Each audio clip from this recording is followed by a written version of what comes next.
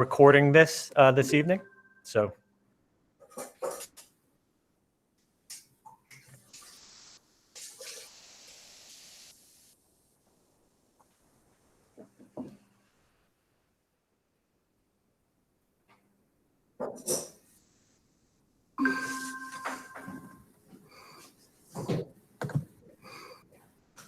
And my assistant just reminded me that we're also broadcasting live on YouTube.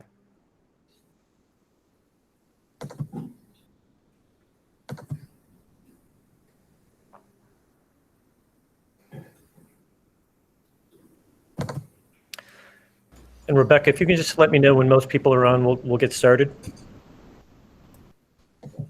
You have 23 on now, and you're being recorded on Google right now. Okay, and we are live on Holden Cable Television as well? Yes, I'm going to just send Evan a quick text. Thank you.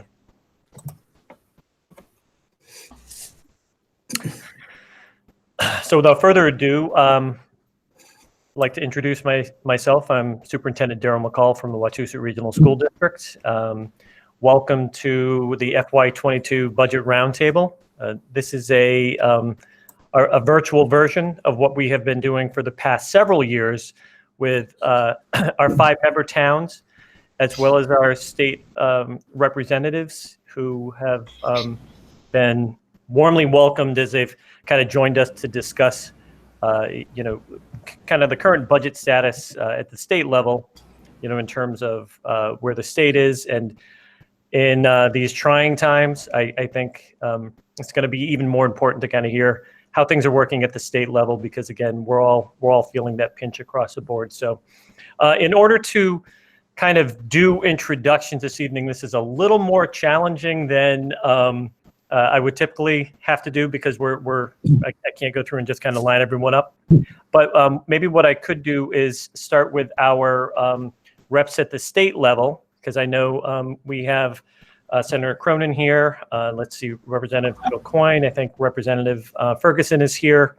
Am I missing anyone else right now in terms of people at the state level? I know Senator Goby's trying to dial in, I believe, right now. Okay. She'll be able to jump in.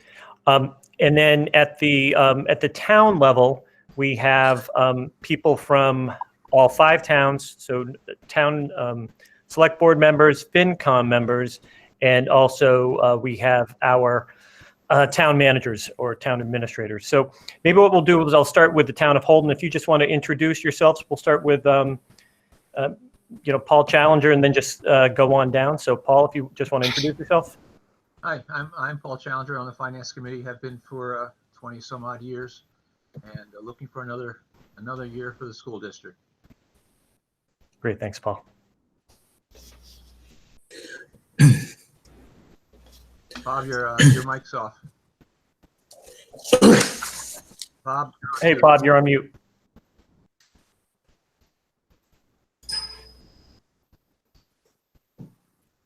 There we go. Can you hear me now? Yes. All right. Sorry about that. No Bob Levine, Chairman of the Holden Select Board. Looking forward to having a good conversation and start planning for the next year. Great.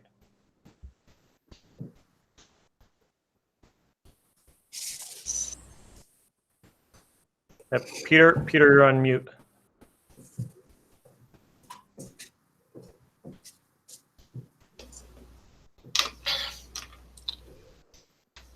I can speak for you. Peter Luke's town manager from Holden.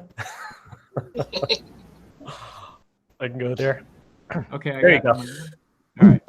Yeah, Peter Lukes, town manager from Holden. Normally we host this at our senior center.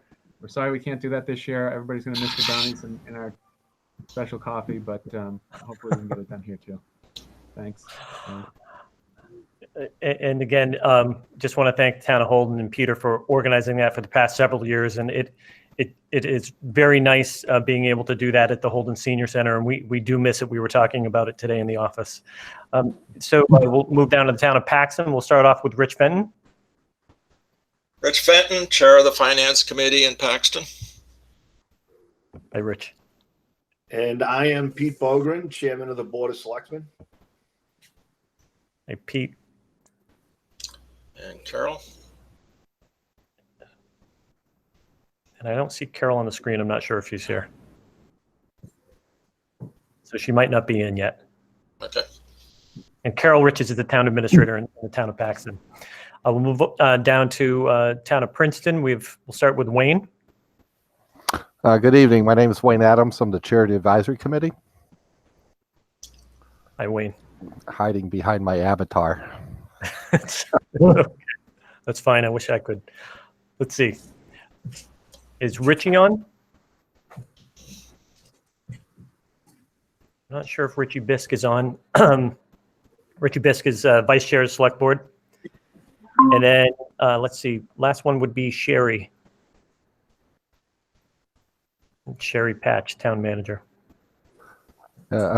This is Wayne speaking. I see both of them are logged into the system, but they're not unmuting, and maybe they're getting coffee. Okay. Okay. Yeah, sometimes it's a little precarious. I think I just figured out how to unmute myself. Can you hear me now? Yes, we can. Okay, I'm still learning this technology. Of course, now I only see my picture and no one else's. So I think we needed a training session first. I'll remember that next time if we ever have to do this again. But thanks for organizing. It's definitely a different environment. It is. One of which we've been living for a while. Thank you so much, Rich. Move down to Rutland. We'll start with Karen. Karen Narwhal, Vice Chair of Finance Committee. Hey, Karen. Mitch City, Chair of the Select Board. Hey, Mitch. Yeah. And Ron San Angelo, Rutland Town Administrator. Been here a couple of months. I want to just say hello to everybody and say hello to my friend Dan Didi, who used to work with me in Southbridge. Welcome, Ron. Thank you, Ron. Good to see you again. Good to see you. Yeah. Move on downtown to Sterling. Start with Todd. Hi, Todd Chapman, Vice Chair of the Finance Committee. Hey, Todd, welcome. And then I think we have John. And I did see John a little earlier.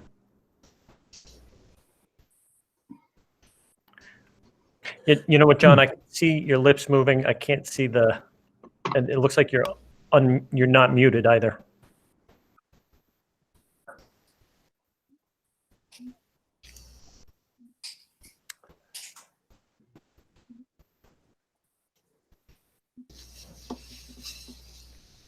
So this will be the longest budget roundtable in the history of the 5 towns. I'm just letting you know. If people use Control D or Command D, you can unmute the microphone from your keyboard and don't have to worry about clicking on it. Thank you, Bob. John, is it working now? Yeah, no, we still can't hear you. And then we'll move down to, is Kelly here? Hebert? We don't have, not sure if she's here as well. And so John's on the select board, and Kelly is our new town administrator in Sterling. So when she comes on board, if she's on board, welcome, Kelly. We're glad to have you on board. We also have our school committee chair, Megan Weeks. I believe Megan's on board, right? Hi, everybody. And Megan. In reference to, we started off with legislators. I know some people had jumped on board, but I believe we have Senator Chandler here. Yes. Yes. I'll find out how to get off. There she is. We hear you. Welcome. Thank you very much. It's always a pleasure to come to this meeting. It's great to have you here. Is Zoe coming as well, Harriet? Yes, she's on as well. Okay, thank you. Thank you. Yes, I'm here. Okay, great, Zoe. Thank you. Senator Goby is here. Hi, Senator. I am here. Thanks, Daryl. Let's see, Senator Cronin, welcome. We can't. Yeah, we're not hearing you.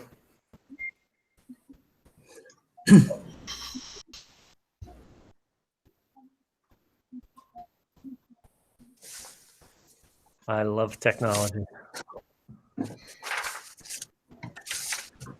I think sometimes, and Bob Berlow, my deputy superintendent, Bob, whether or not it's if people jump off and come back on, whether or not that's oftentimes we're doing our meetings, we'll tell people to do that. And typically that resolves That does help to refresh, yeah, and then maybe fix the problem. Thank you. Let's see, Representative Ferguson is here. Hi, everyone. It's great to be back for another meeting. Good to see you all. Kim, thank you. And then Representative Kilcoyne, welcome. Hi, Daryl. Thank you so much. Happy to be here and excited to work with you all. Great. So we also have district administration. Again, Daryl McCall, superintendent, and I have my deputy superintendent, Bob Berlow, who has already been helping out.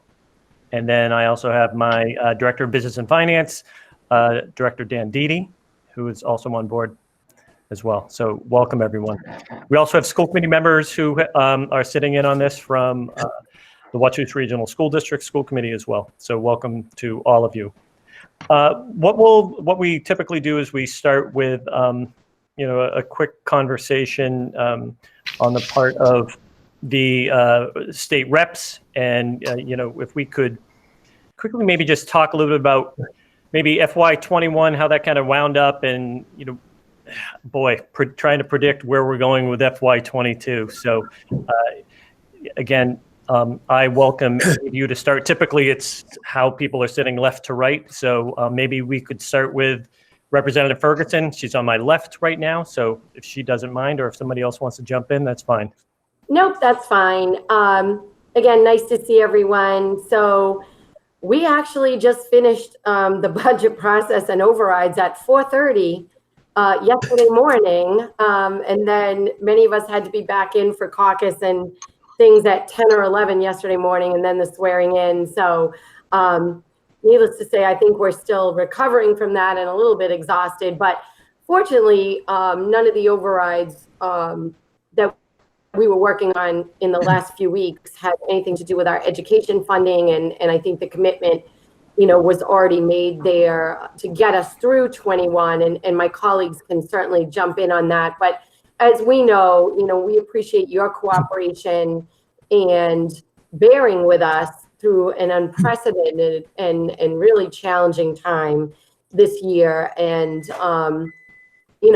who knew a year ago that we were going to be entering into this? So we did our best to try to get you the information we could, to try to be supportive and get funding out to you all, to help with some COVID funding and some other relief that way, to look at transportation monies and anything that we could get into your hands, and to give you the flexibility so you could do what you needed to do with it, and kind of move some money around if you needed to do that on that end.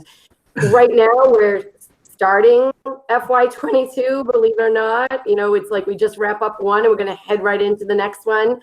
I'm sure my Senate counterparts will jump in on this, but we are absolutely wondering what's going to happen with federal funding as well. We're waiting for the governor's budget. We're going to start our budget process.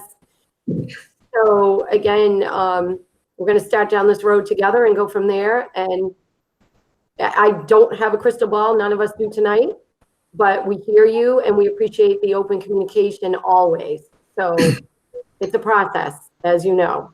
So anyone, please jump in. If I can speak next, I can see you. I don't know whether you can see me, because I'm not. Yes, we can. All right. We have, as Representative Ferguson has said, this has been a difficult year, and yet we expect next year to be more difficult, this coming year to be more difficult. We were able to cover some of the bigger holes using our rainy day fund. We're not going to have that much of the rainy day fund left, so we're not sure.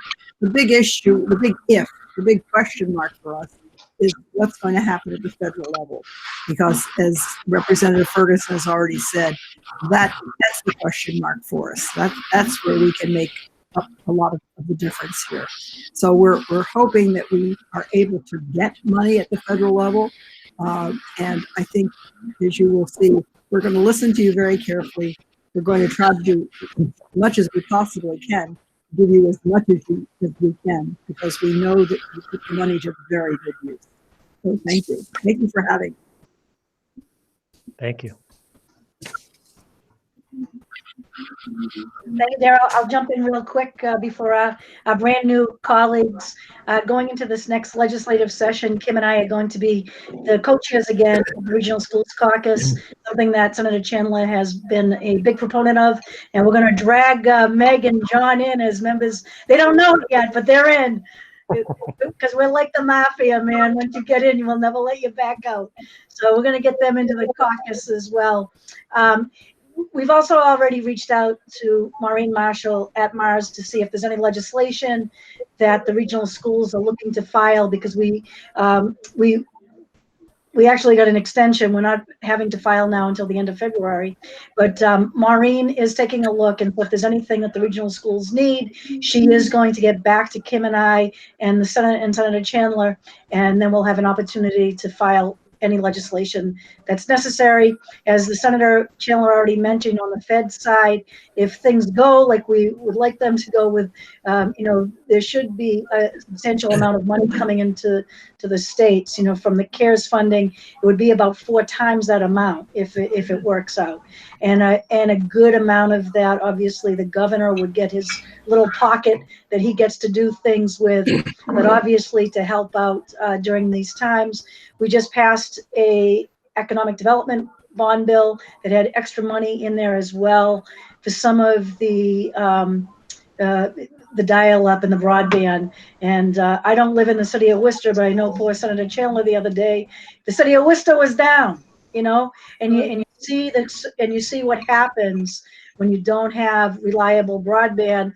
But of course, not that the towns in this district, but in other towns that I represent, they're still using dial-up, so it's a problem. So there is a chunk of money for that as well, and we'll just continue to work with you kind of going forward. So I'll shoot it over to my new colleagues, and again, welcome John and Meg. Happy to have you as part of both the Regional Schools Caucus and part of the Central Mass Caucus. Thank you, Senator. I guess you go ahead, John. You go ahead, I'm Senator. online. Okay. All right. Thank you. I appreciate it. So Senator Cronin here, myself and Representative Kilcoyne are completing our first full day in the legislature. So just wanted to introduce myself to you all. I represent the town of Sterling here in the school district. And I think one thing that I'd like to flag that was reported today by State House News is over the past 6 months, state revenues collections are up $350 million, more than $350 million as compared to the same pre-pandemic 6 months last year. So I think that bodes well for Chapter 70 funding, and I think it speaks to how resilient the economy in the Commonwealth has been. But I'll pass it over to Representative Kilcoyne and just look forward to working with all of you in the future. The best way to contact myself in my office right now as we get all our phones set up is by email. My email is john.cronin@masssenate.gov. But look forward to being your partner in the future. Thank you. Thanks, Senator.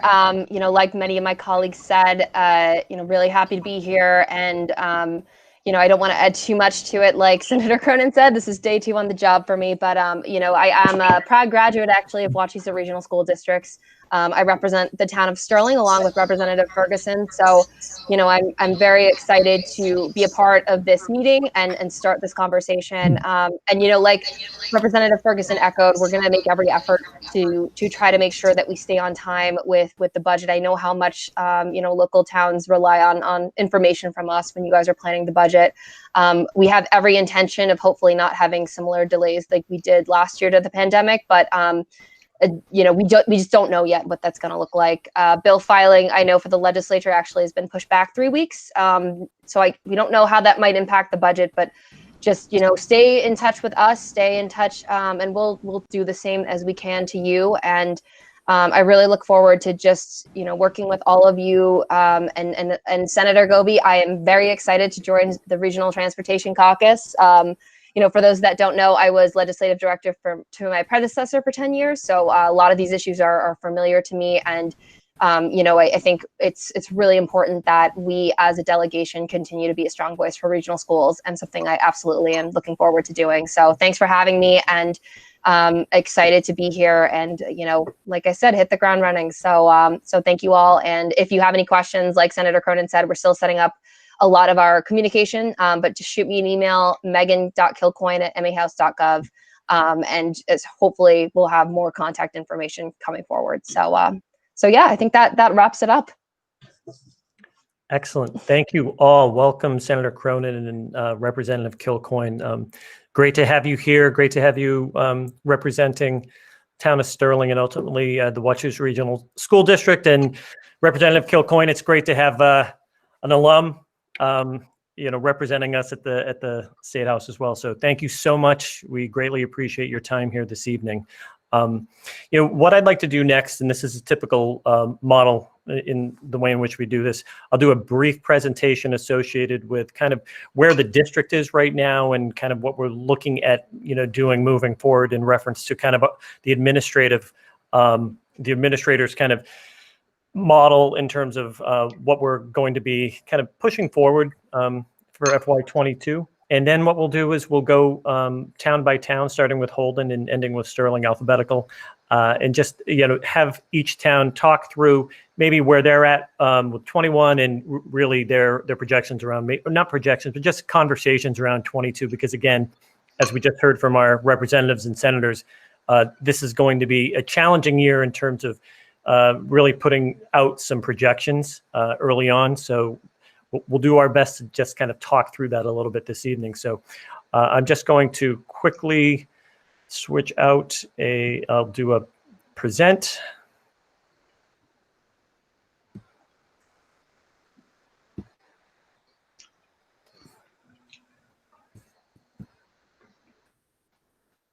And if one of Dan or Bob can just tell me that. Yep, you can see it. Excellent. Hey, look, and I'm actually at the very end of it. So let's go back. Thank you there. Okay, so welcome everyone to this meeting again. It's great to have all of our representatives as well as all the reps from the town and school district and also the school committee.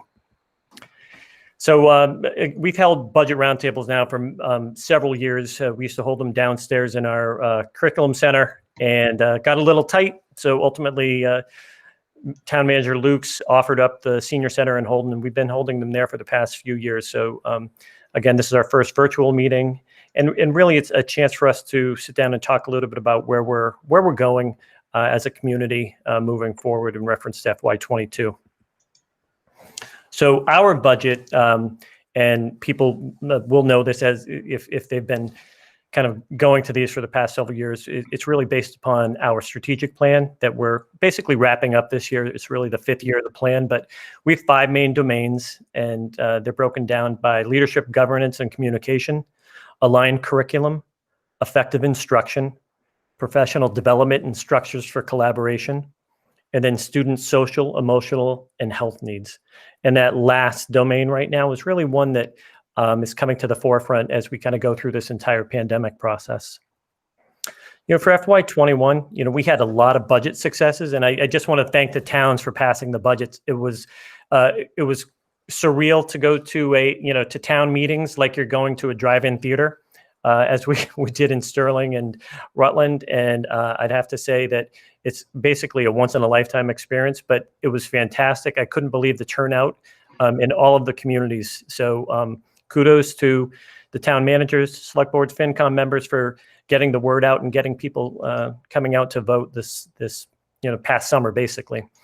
So, we just wanted to thank everyone. We got through our final year of the Chromebook program up at the high school, and we've been able to actually trickle that down into our middle schools this year a little bit.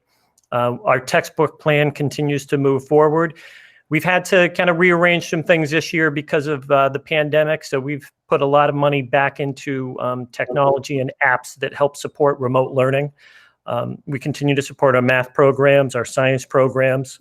We put a lot of money back into the music department. And then, just the regular classroom supports that are so vital to keep our buildings moving ultimately. For FY22, there are definitely going to be some budget challenges.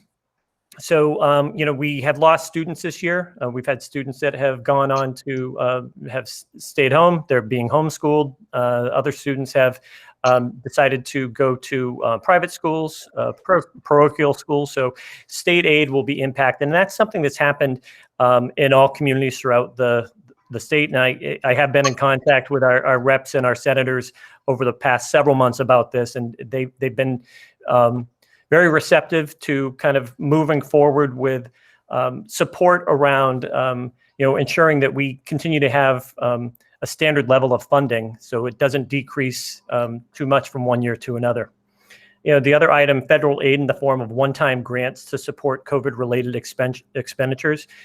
These will eventually dry up. Yes, we'll continue probably to see a few more. And we had a conversation today with the Commissioner of Education, talking about the hopes of having one that will happen again, maybe as soon as, February, perhaps, if they can get it through the Senate and the House and President Biden signs off on it.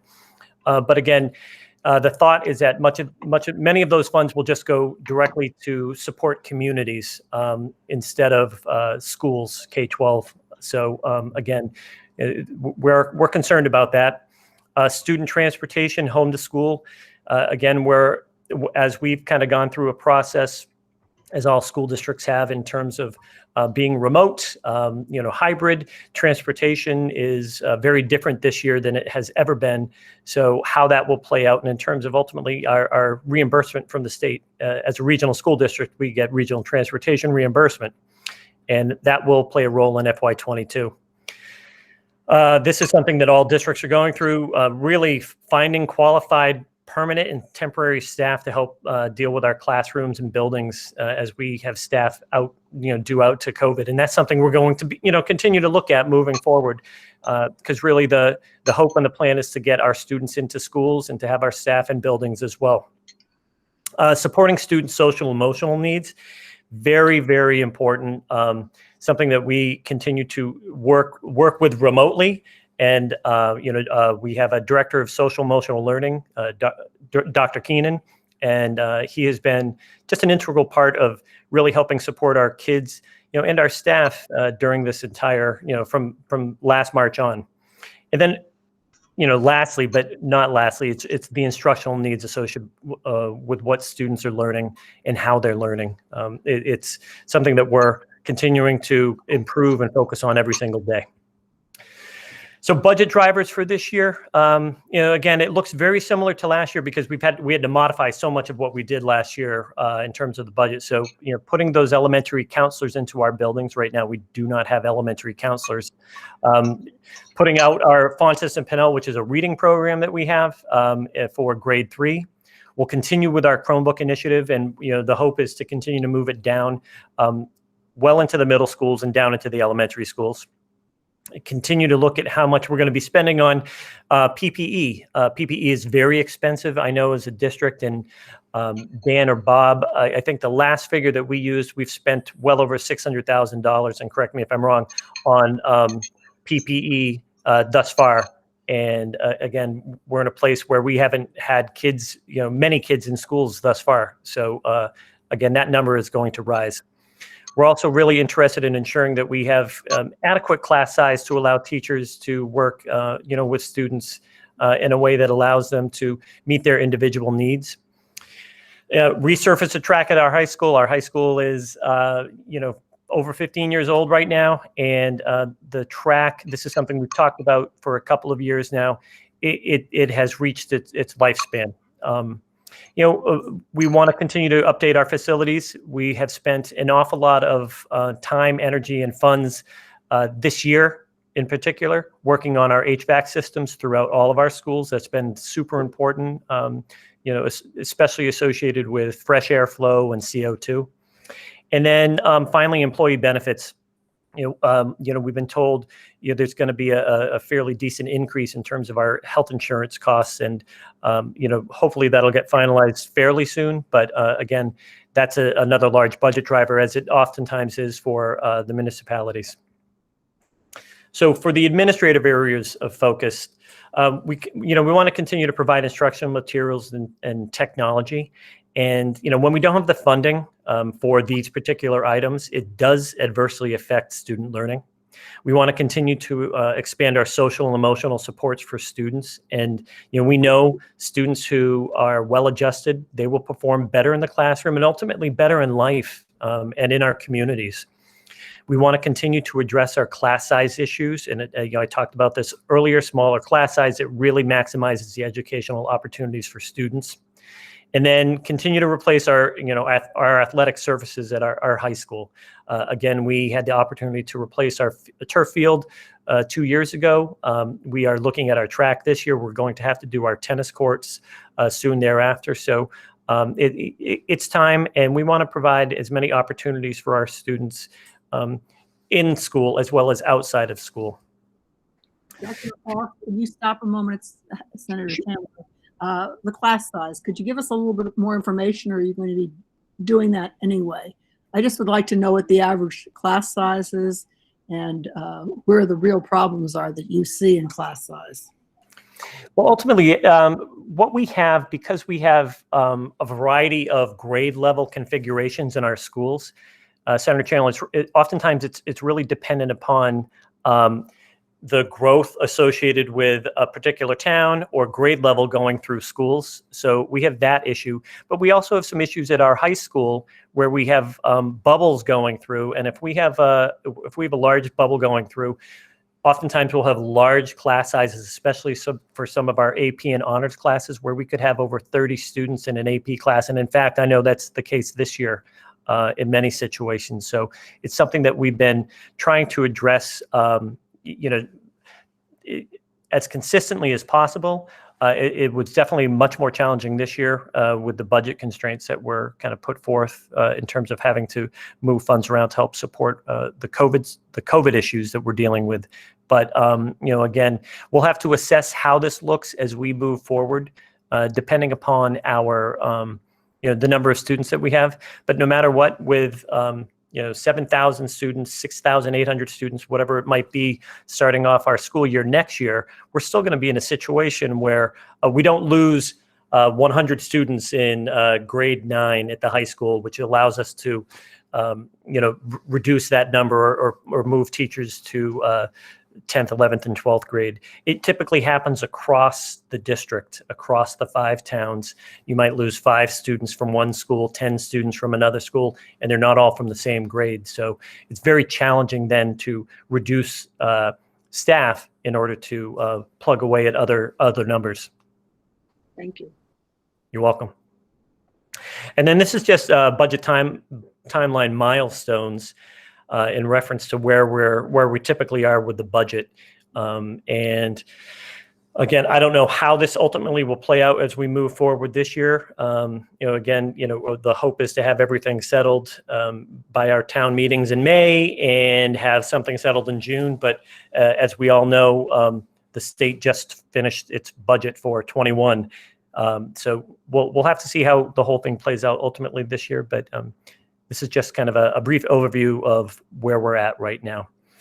And again, this is the open forum, and we'll move on from there. So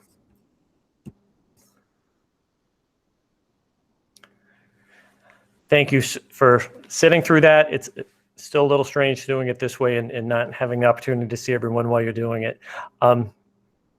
What I'd like to do now is move on to our towns and really give them the opportunity to talk a little bit. And I'll start with Holden. So if, yes. This is Paul. Can I ask you a couple of questions about what you just said? Of course, Paul. For the fall, we no one knows what the future is going to be, obviously, but the vaccine is coming. What level of students in school are you planning for in the fall? 100% back in classrooms, or are you planning some sort of hybrid, or do you have to plan all 3 versions again? Or we actually just had this that's a great question, Paul. We had this conversation with the commissioner today. The hope is to have all kids back in 100% in the fall. That's the hope. They are going to be making recommendations around guidance, especially around transportation. That's really what ties our hands right now, because we have so many kids on our buses, and we can fit at most 24 students on a bus right now, rather than our typical 72. So for a regional district with so many kids from across 5 towns, having our 1/3 of the actual ridership available makes it very challenging for us to even offer up that opportunity. My guess is the commissioner will probably ask school districts to continue to have some type of plan associated with hybrid moving forward. That would definitely be my guess at this stage of the game. One of the issues is that there's still no real timeline associated with yes, the rollout is happening in reference to the vaccinations, but it started slow.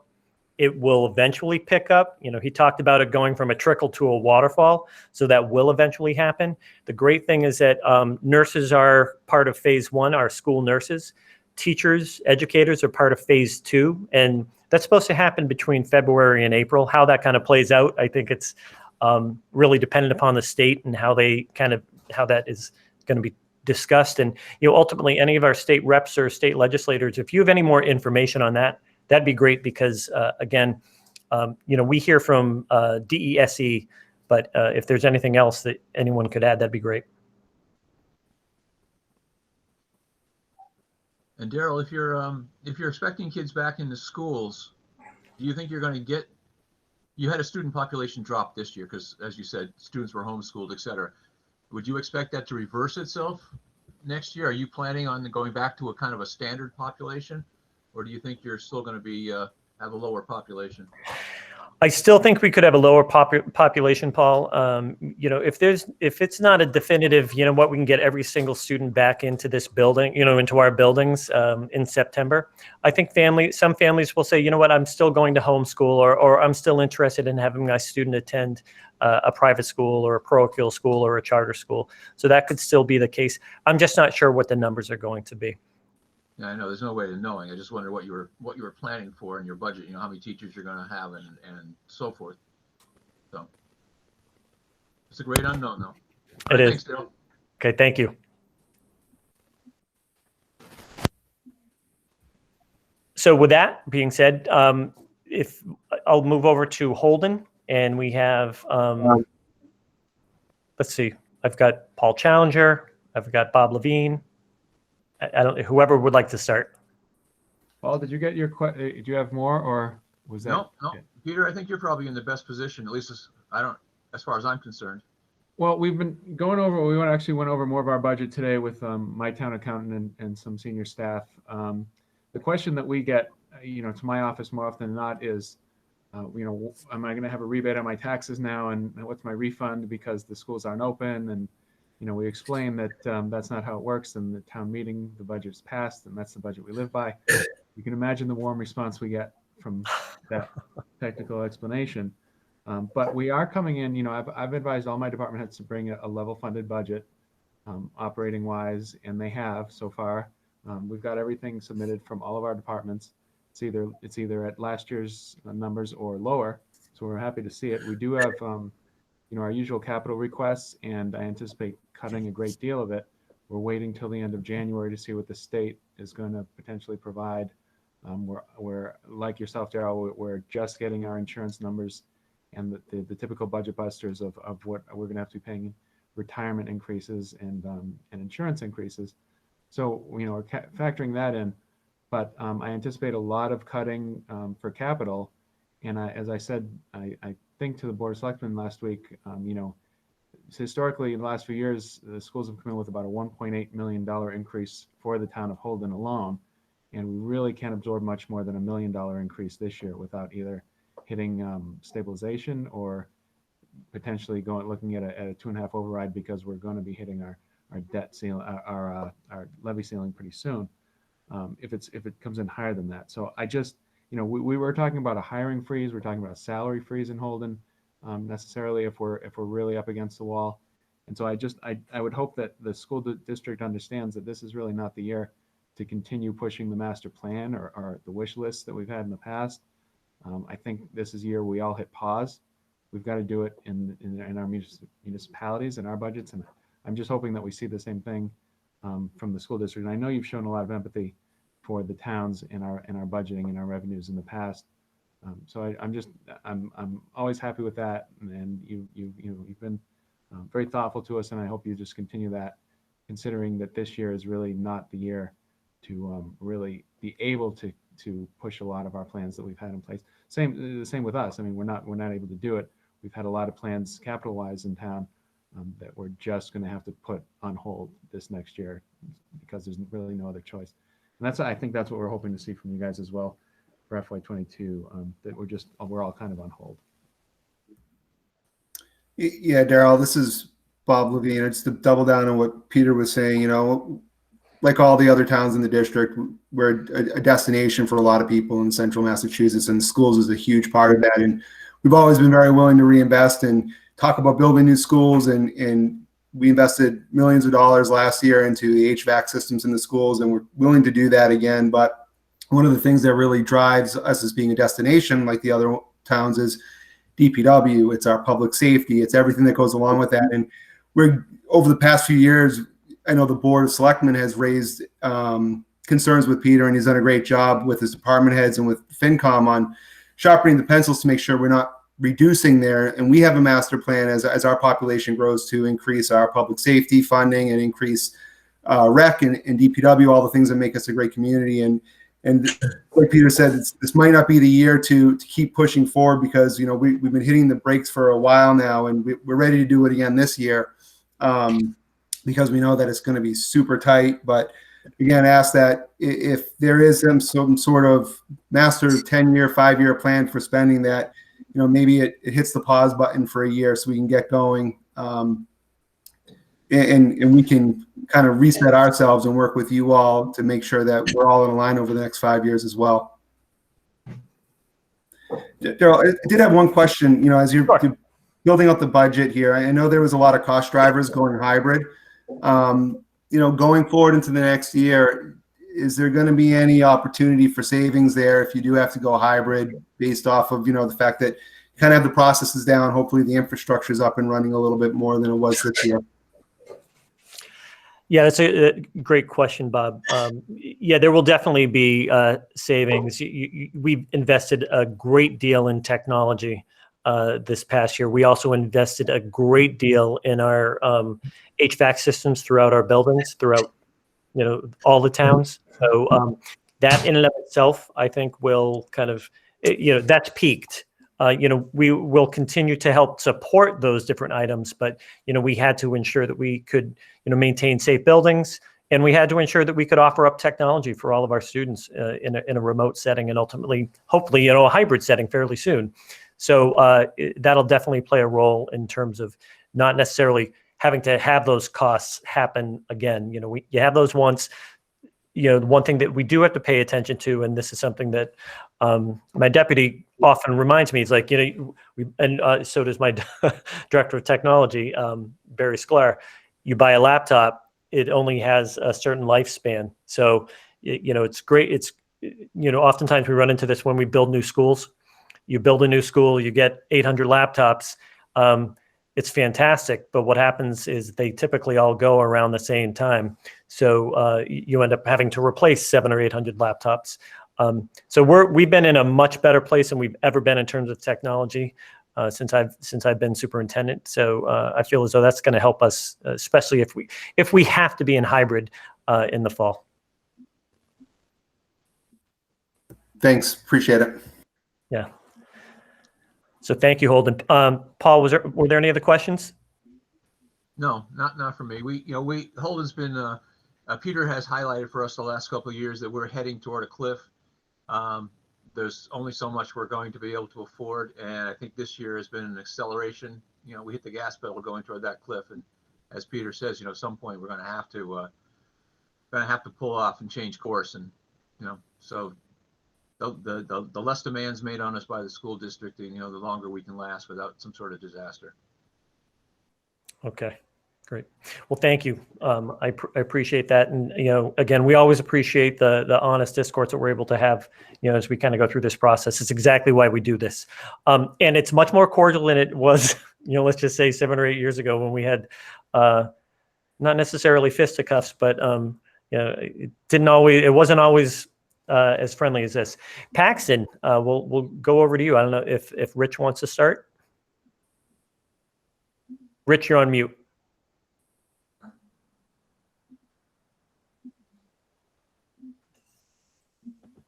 You're still on mute. Oh, there you go. Okay, good. Okay, we're all aware of the difficulties that the students have encountered this year, that this pandemic has affected educational progress of the student is undoubtedly obvious to everybody. What we are afraid of is that the school administration is going to try to reverse the effect of the pandemic as completely and as soon as possible. And this, of course, will require the application of a considerable budget increase. It's necessary for us to remember that families in the town have been affected by this pandemic as well as the students. Many families have lost their jobs. There have been furloughs going on, a considerable number of them in my neighborhood, for example. And so consequently, the people who are actually paying the taxes in order to accomplish what the town wishes to accomplish are severely limited in what they can do. We do not know at the present time, as I'm sure it's been said a number of times tonight, how much money is going to be needed to be budgeted for reversing the effects of the pandemic, and we don't know how long it's going to take before the students reverse themselves to what they would normally be expected. But we do have to remember that at the end of the day, the people pay the taxes, and the students live in the towns, and the students rely upon the police department, fire department, DPW, recreation, library, and the operation of the town, et cetera, et cetera, et cetera. So any amount of cutback on any of those is going to affect the students as much as a cutback on education would affect the students. So we have to look at the big picture on this whole thing. Now, last year, with respect to Paxton's budget, we put no money into stabilization. We put no money into capital improvement. We, in fact, used all of our OPEB. So our OPEB account is at 0 right now. We used all of our free cash. And if it wasn't for a grant that was applied toward the regionalization of dispatch, we would have ended up with a $30,000 deficit, which would have been very difficult for us. So I think in the process of putting together a budget, one has to include not only consideration for how rapidly we can reverse the educational effect of the pandemic on the children, but we also have to remember that it is the town that needs to survive as well. And so that is one of the things that we are concerned about. Thank you. Peter, do you have anything to add? No, I think you covered it pretty darn well. Last year, we just scraped by. That's the bottom line that Rich is trying to get across. Paxton just scraped by. We benefited from the fact that the state legislature allowed us to hold our annual town meeting in August rather than the beginning of May, which means that when the 4.48% increase passed in the school budget, we were able to make cuts and empty our OPEB account and use all our free cash to bring forth a balanced budget. Well, there is no OPEB now. That grant has been used that we use for dispatchers. So we're on the cliff that Mr. Luke spoke about. However, I just want to stress one thing. We are also the most recent town to pass a 2.5% override in order to fund the school budget, which was just a few years ago that we all supported. We can't go back and do it again. It's not going to happen. So I would ask the members to keep that in mind as they're putting together the budget. As I have said here, I respect the process. I respect the fact that it's the school committee's job to put together the budget, present it to town meeting. Just know that this year's town meeting may not be quite as cordial if we're looking at another 4.5% or 5% increase and that's the overall budget. I'm not talking about Paxton's share. So just just echoing what Rich said, I think he covered it very well. Yeah, thank you. And again, as we kind of go through this process, I think, as these times are so unprecedented, and there's so many unknowns. I think this is probably one of the most challenging parts with this. Typically, we do this meeting the first week in November. This is typically when we have this meeting, and we kind of go through everything. I wanted to hold off as long as I could, and we really wanted to hold off until we had a state budget that was somewhat finalized. So again, I appreciate the candor, and we'll continue to work the best we can to continue to support the kids and continue to support the towns. But again, one thing we always have to remember, and I have to remind people, is that I work for the school district and I work for the kids as well. So but I also live in our in our community. So it's something that we're all kind of part of as well. So thank you, Paxton. Princeton. We can start with Wayne or Richie. Rich, if you're ready with your messaging, Sure. I'll yield you first. Okay, thanks. I think, am I unmuted now? Yep, we can hear you. Hey, I'll even let you see me too. Hey, great. Does that work? Okay. Yes. Listening to some of this, even though we've got problems, I think the ones we have pale in comparison to the ones in Washington yesterday. And the fact that we can actually have a civil discussion and disagree is pretty healthy. And I think we need to remember that. I could go on about how horrified I am, but I'm sure everybody shares that. And I don't think I need to do that. Like the other towns, our issues are financial. So I'm going to mention 3 of them, and I suspect Wayne might add a few more or piggyback on some of my comments. Like previous years, the Chapter 70 formula is certainly a big concern for us. In looking at the current contributions by town, I noticed that both Princeton and Sterling pay roughly $2,200 more per student than the district-wide average. Paxton comes in third at $748 more. And so, particularly since there are several state reps who represent Sterling as well as Princeton, we need your help on that. And if there's any update on attempts to reform that formula, we'd certainly be interested in hearing that.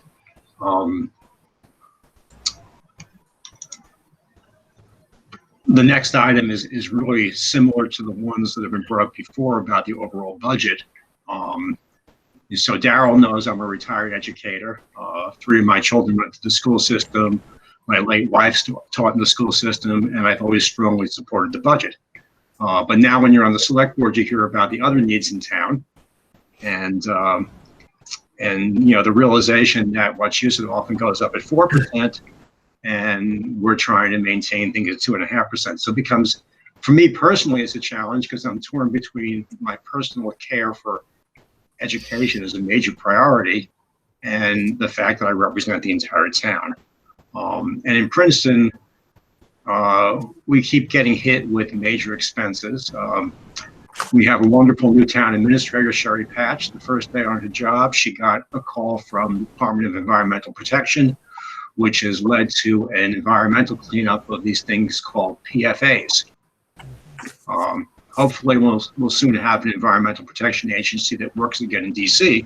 But right now in Princeton, we had a special town meeting back in February, and we essentially appropriated up to $1 million. Now I realize all the other towns are larger than us, but so to put that in perspective, $1 million is 10% of our annual budget. We also have had for years a major need for a new public safety building. And every time we bring it up, the taxpayers balk at it because of the cost. So that's a major concern for us. It's just, what the school budget level is and, whether our citizens can afford it. Certainly some can, but many can't. And the other one, which popped up this year, is out-of-district placements. So if your town has gotten hit with this, if a student decides they want to go to a vocational program somewhere else in the state that's not offered locally, you as a town are on the hook for the cost.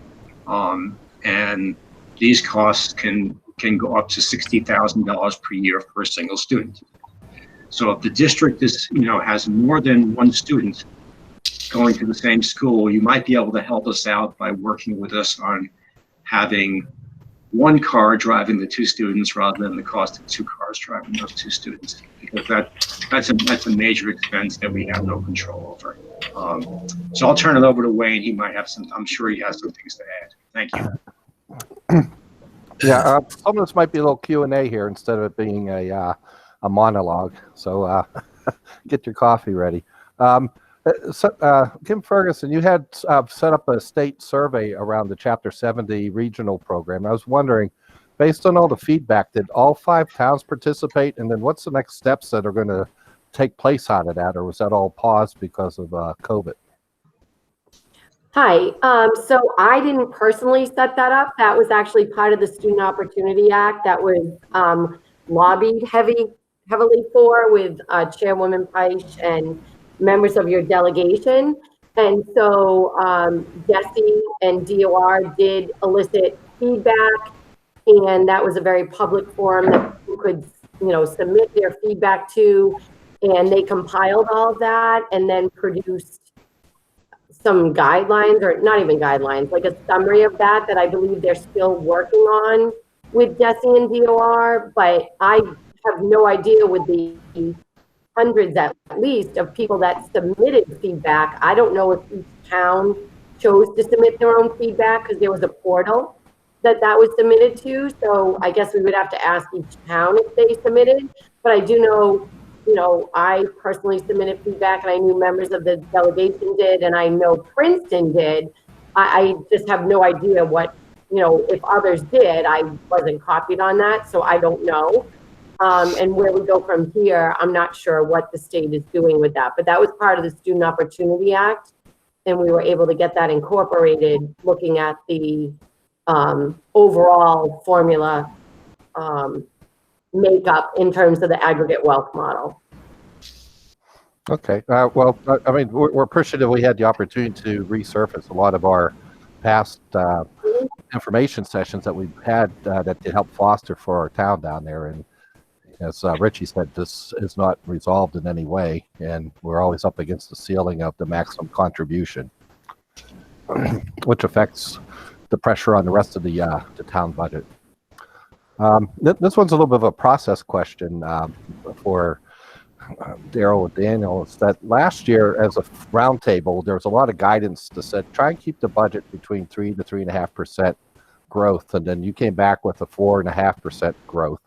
And I just feel that these tables will give good feedback, and then you come back with your hands tied and saying, "Sorry, got to pass on the big one to you guys." And I'm just hearing that we're going through this process again. That 2 towns depleted their excess funds already, and so as we're going into this next cycle here, we're still saying like try and keep it around 3%.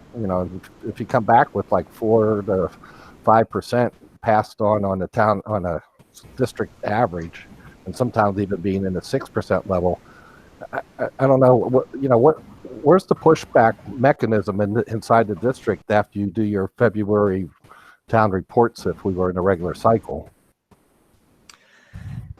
So you have to remember, this is a budget that is, it's not Daryl McCall's budget, superintendent, it's the school committee's budget. So when we put forth a budget and we talk through this and we develop it and it's created, we look at what, ultimately the needs are in the school, Wayne, and in the schools, and what we need to support students and support our staff as best we can. So in a perfect world, yes, I would love to be able to say, yeah, we're going to be able to just be at that 2.5%, 3%, no problem.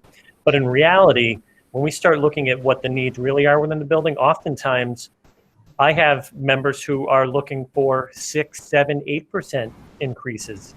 Dr. Brickell, that will never happen. No, of course not. So we actually have, so there there's definitely a level of moderation, and we spend an awful lot of time, in dialogue and having conversations around what the most important needs are in our schools. And I can tell you, if we didn't have what we had just moving forward this year, it would have been devastating, in terms of what we would not have been able to have provided to the students. Because again, so much of what we've been trying to do is just support, this remote learning process, and support technology, support PPE, support our buildings. And again, as we've kind of gone through this process, we continue to have, put forth as much money as we can into our operations and maintenance associated with our buildings. But oftentimes, I'd much rather say, hey, you know what, let's get some good technology into our kids' hands, or let's get some training for our teachers on this, that, or the other thing to really help support the learning. It's kind of the buildings kind of go to the wayside a little bit. So we've been really working on that as well. Yeah, in a perfect world, Wayne, we'd say, yep, we can meet that 2.5%, no problem. But I think it comes down to, kind of the conversations, and, Chair Weeks, you can jump in on this as well if you like. And excuse me, I kind of stayed just kind of listening through this. So I just wanted to let everybody know that your concerns are our concerns too. I first wanted to thank all the towns for their support for our budget this year. Without you, as Dr. McCall has said, we would not be able to function this year based on the limitations from the federal government and the state government, to no fault of their own, of course. But with the pandemic, it has really kind of tightened funds on different levels. So in that sense, right, we were so enthusiastic last winter when we were able to kind of add positions to the district that were desperately needed. I'm also a Princeton resident, and I was super excited that we were going to add some teachers and some guidance counselors to our school at TPS, as well as kind of really strengthen some programs at the high school that have been lacking for a very long time. And what we really had to do was to put a pause on that growth in order just to survive. So as a high school principal myself, what we're really looking forward to in the next school year is to redefine what education is, right? So we're going to look at what we did well in remote, and what used to work well in the before times, and kind of merge them together so we can offer supports for our students who have social emotional needs, who may have anxiety into coming into school, to still offer them some experiences that are really robust, and to support them. But we do also need to face the dire need that there's going to be a lack of learning in some senses. There'll be some students that weren't able to access remote learning as well as they were able to access learning in the classroom. So we're going to need additional funds for support, for tutoring, for aids, for all those sorts of things. And if we look at our towns in a very holistic, long-term point of view, if we want our towns to be strong when all of our students graduate high school and go on to college or career, we're going to need to support them now. Otherwise, this need will perpetuate for a decade to come. So I thank you for your support, and I promise you we'll be as fiscally responsible as humanly possible. But I do want to reiterate that there are needs, dire needs, truly, moving forward into next fiscal year. Tom doesn't disagree that there isn't needs out there. These are just questions to try and give some more clarity so that our town can plan for the other half of our budget. There's been some discussion in the news about maybe the Department of Secondary Education should be using fiscal year 20 headcount numbers instead of 21 numbers, so that school districts don't get like a year behind the curve where if we had, there's that question that says, well, if we have the surge back of some of the kids that opted out for homeschooling or private school, then want to return. And I was just wondering how, if we do have that surge back, and if we're using fiscal year 21 headcount, it seems that the district's going to be doubly challenged to offer a compatible education, because now, especially if you have to get into more classrooms, more transportation, etc. I was just wondering if there was any real movement across the state, because every district is in the same boat of reduced headcount. I don't mind taking that one. That's fine. And my colleagues can jump in. I think many people on this call right now know that there's been ongoing discussion about this issue. I think the school district, as well as members of our towns, have done a really good job advocating and certainly making us even more aware of this issue if we weren't already aware of it. And I can remember a conversation with the superintendent and Chairwoman Weeks, you know, months ago. It was right after, I think, when we came back to school and we were looking at the October 1 count. And I can assure you that our chairs of Ways and Means were aware of this. Our education chairs are aware of this. As I said, we finished the FY21 budget at 4:30 yesterday morning. And, you know, we're looking ahead to FY22. This is an issue that has absolutely been brought to the forefront and people are very well aware of. And I think that right now it's just trying to figure out, between the governor's budget due in January and then moving through the process with the House and Senate, how we're going to look at this and, again, figure out in an unusual circumstance how to address the situation. And, you know, I've had all kinds of scenarios thrown out to me and to our colleagues about, you know, do we look at a one-time pothole account situation, if we want to call it that? Do we look at an adjustment or a tweak in the formula this year and allocate funding that way when we do the calculations in the formula, you know, when we're doing the budget plan? So this is absolutely a concern of ours and something that we're aware of. And we realize that everybody's in a very difficult situation with that October 1 count. So I know that's not the answer that just says, you know, here's the answer and it's all set and we've all got it taken care of, but it is absolutely on the forefront and will not be forgotten about. So, you know, if anyone else wants to jump in, please do. I just wanted to be sure that I made that clear. No, absolutely. And just think about it. There's 200 legislators, and guess what? We all have schools in our district. So this isn't an issue that's going to be swept away and not kept on the front. We understand it. We've had these conversations with DESE already. You know, the only thing that had come back to us was when we brought it up, as Kim mentioned, back in the fall, everything was, well, it's a little too premature to speak about it at that time, which we understood. But everyone understands it's an issue and it will be going forward. Okay, well, that's good to know. Everyone's focused on that. That's just looking for that double assurance. That's all. This last year, you had to rejuggle your budget, and I was to make fiscal year 21 work. And I was wondering, like, what level of information could the district be providing back to the different town finance committees and advisory committees with, like, an updated budget book for fiscal year 21, or doing year-to-date reports to say, here's, you know, we've had to reshuffle, you know, transportation, increase PPE, and things like that, and we don't have a good insight into that. I've tried to watch through Rebecca's reports and the finance committee reports, and their minutes, and there's an information gap, and I was just wondering if there's recommendations that should finance committee be opened up for more observers, or is there other reporting that Dan can be doing for every town? Dan, I don't know if you want to respond to that, but, you know, and you can jump in.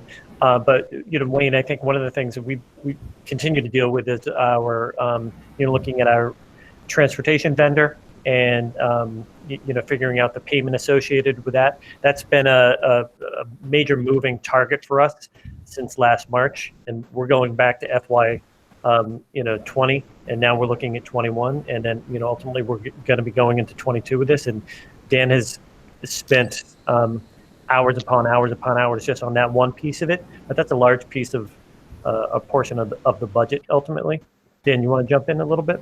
So Wayne, you know, be happy to share with the FinComs the finance reports that I present to business and finance. We meet once a month, sometimes twice a month, but regularly once a month, and those are fairly detailed reports. And with my reports, I present executive summaries, and you know, I'd be happy to play catch-up hockey, if you will, and send you copies of what I presented to finance since July. And if you have any questions, I'd be happy to set up a time, probably another virtual meeting, to respond to any questions that you may have. There have been a couple of changes that I think changes for the better.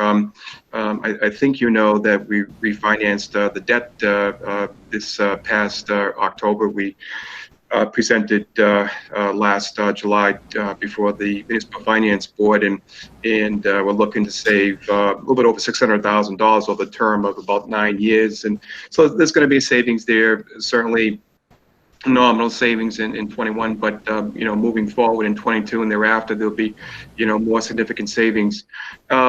Transportation, as Daryl said, again, we did make a deposit at the end of FY20 of approximately $150,000 into a stabilization account. So we're going to need to make that adjustment in 21 in terms of the transportation assessment moving forward. And then, again, as Daryl mentioned, the whole regional, the whole transportation issue from last spring, the readiness payment, as I call it, where we're getting close. We're not there yet, and I appreciate the support of finance and legal and the full committee to continue to have those discussions almost 10 months later. You know, to make some type of a payment to our provider, and there will be some type of savings there, and again, that's something that I am working on with my DOI rep, and that ultimately will benefit the towns from FY21, because those dollars we brought forward into 21, approximately 1.4 million relative to transportation. That's our encumbrance to pay both our home to school and our SPED providers. You know, we have a long way to go still with our SPED provider, Vanpool, but as I said a moment ago, we're getting pretty darn close with AA transportation, and so there is going to be a savings of X dollars when that is resolved, and that will fall to the bottom line in 21. The question becomes, do we apply that savings to the assessments in 21 or 22? And that's a question I've asked my DOI rep, and we're looking to have a meeting next week. Short answer, short question, long answer. Sorry. Oh, that's okay. I'll communicate a little bit more with you offline with some of the more detailed requests I've gotten from my committee peers on Sure thing. Tapping into it. I appreciate you what the answer. That's everything that I had. I didn't know if I guess one question I had, Daryl, was as you were saying that we're completing the 5-year program now, the 5-year strategic plan, and I was wondering, is this 5th year deemed a success, or is it going to be pushed out a year because we've had an unusual year? And then what the plan would be for the next 5-year plan? Yeah, that's a great question, Wayne. You know, it could be something that we kind of roll into another year if we, you know, deem it's something that's would benefit us kind of moving forward. You know, there's still, you know, there's always progress to be made with any type of plan that's laid out over 5 years. So one of the things I am doing is I'll be looking to see how we can, you know, update and modify these domains so that we could look at really creating another 5-year plan ultimately that ties back to maybe some of the things that we've done over the past few years and build upon that. Again, you know, looking at how we've increased our social emotional learning support, how we've increased our tech support, maybe some different items that we can do at our high school level around increasing our vocational tech support for those students that we're losing to our tech schools, because again, that's a big deal for us. So yeah, those are items that we're, you know, I'm mulling around right now, but yeah, in terms of moving forward, we'll have another plan that we'll be putting forth next year sometime. Okay. Okay. Thanks. I'm done, and I didn't know if Sherry Patch, our town administrator, had anything else to ask. I think Sherry is having trouble figuring out how to make the microphone work on her PC. I've been texting back and forth with her trying to, because it took me a while to figure it out too. So Okay. when this is your first time with technology, it's easy to get lost. So I will ask her by text if there are any messages she'd like to forward on, and if there are, I'll pop in later with that. Great. Okay. Thank you. So Richie, pass the baton back to you, Daryl. Thank you very much for. Thank you, Wayne. I appreciate all the questions. Those were excellent. And again, these are the things that we're looking to kind of go through and talk through, because it helps us as we formulate, our processes moving forward. Rutland. So start with Karen or Mitch or Ron. So I'll defer to the chairman at first if you'd like to start. I just have a couple questions, Ron, if you don't mind. All right, because I guess you can hear me then. All right, sounds good. Yes, yeah. All right, Dr. McCall, how are you? Great. Obviously I'm glad to be here tonight working kind of in this field. Certainly something that I'm passionate about. I want to build off of kind of Wayne asked a question earlier. I know we've been talking about kind of the Chapter 70 funding or the state aid formula. With the amount of students you lost in terms of enrollment, that should impact your minimum local contribution. I mean, I'd expect the foundation budget is going to decrease by, with the number of students, probably around what, $2.5 million? Is that where we're at right now? I mean, we're looking at what, 400 and change for student enrollment that was lost? Yeah, so we could be in that. If we don't have those students come back, we could definitely be in that range.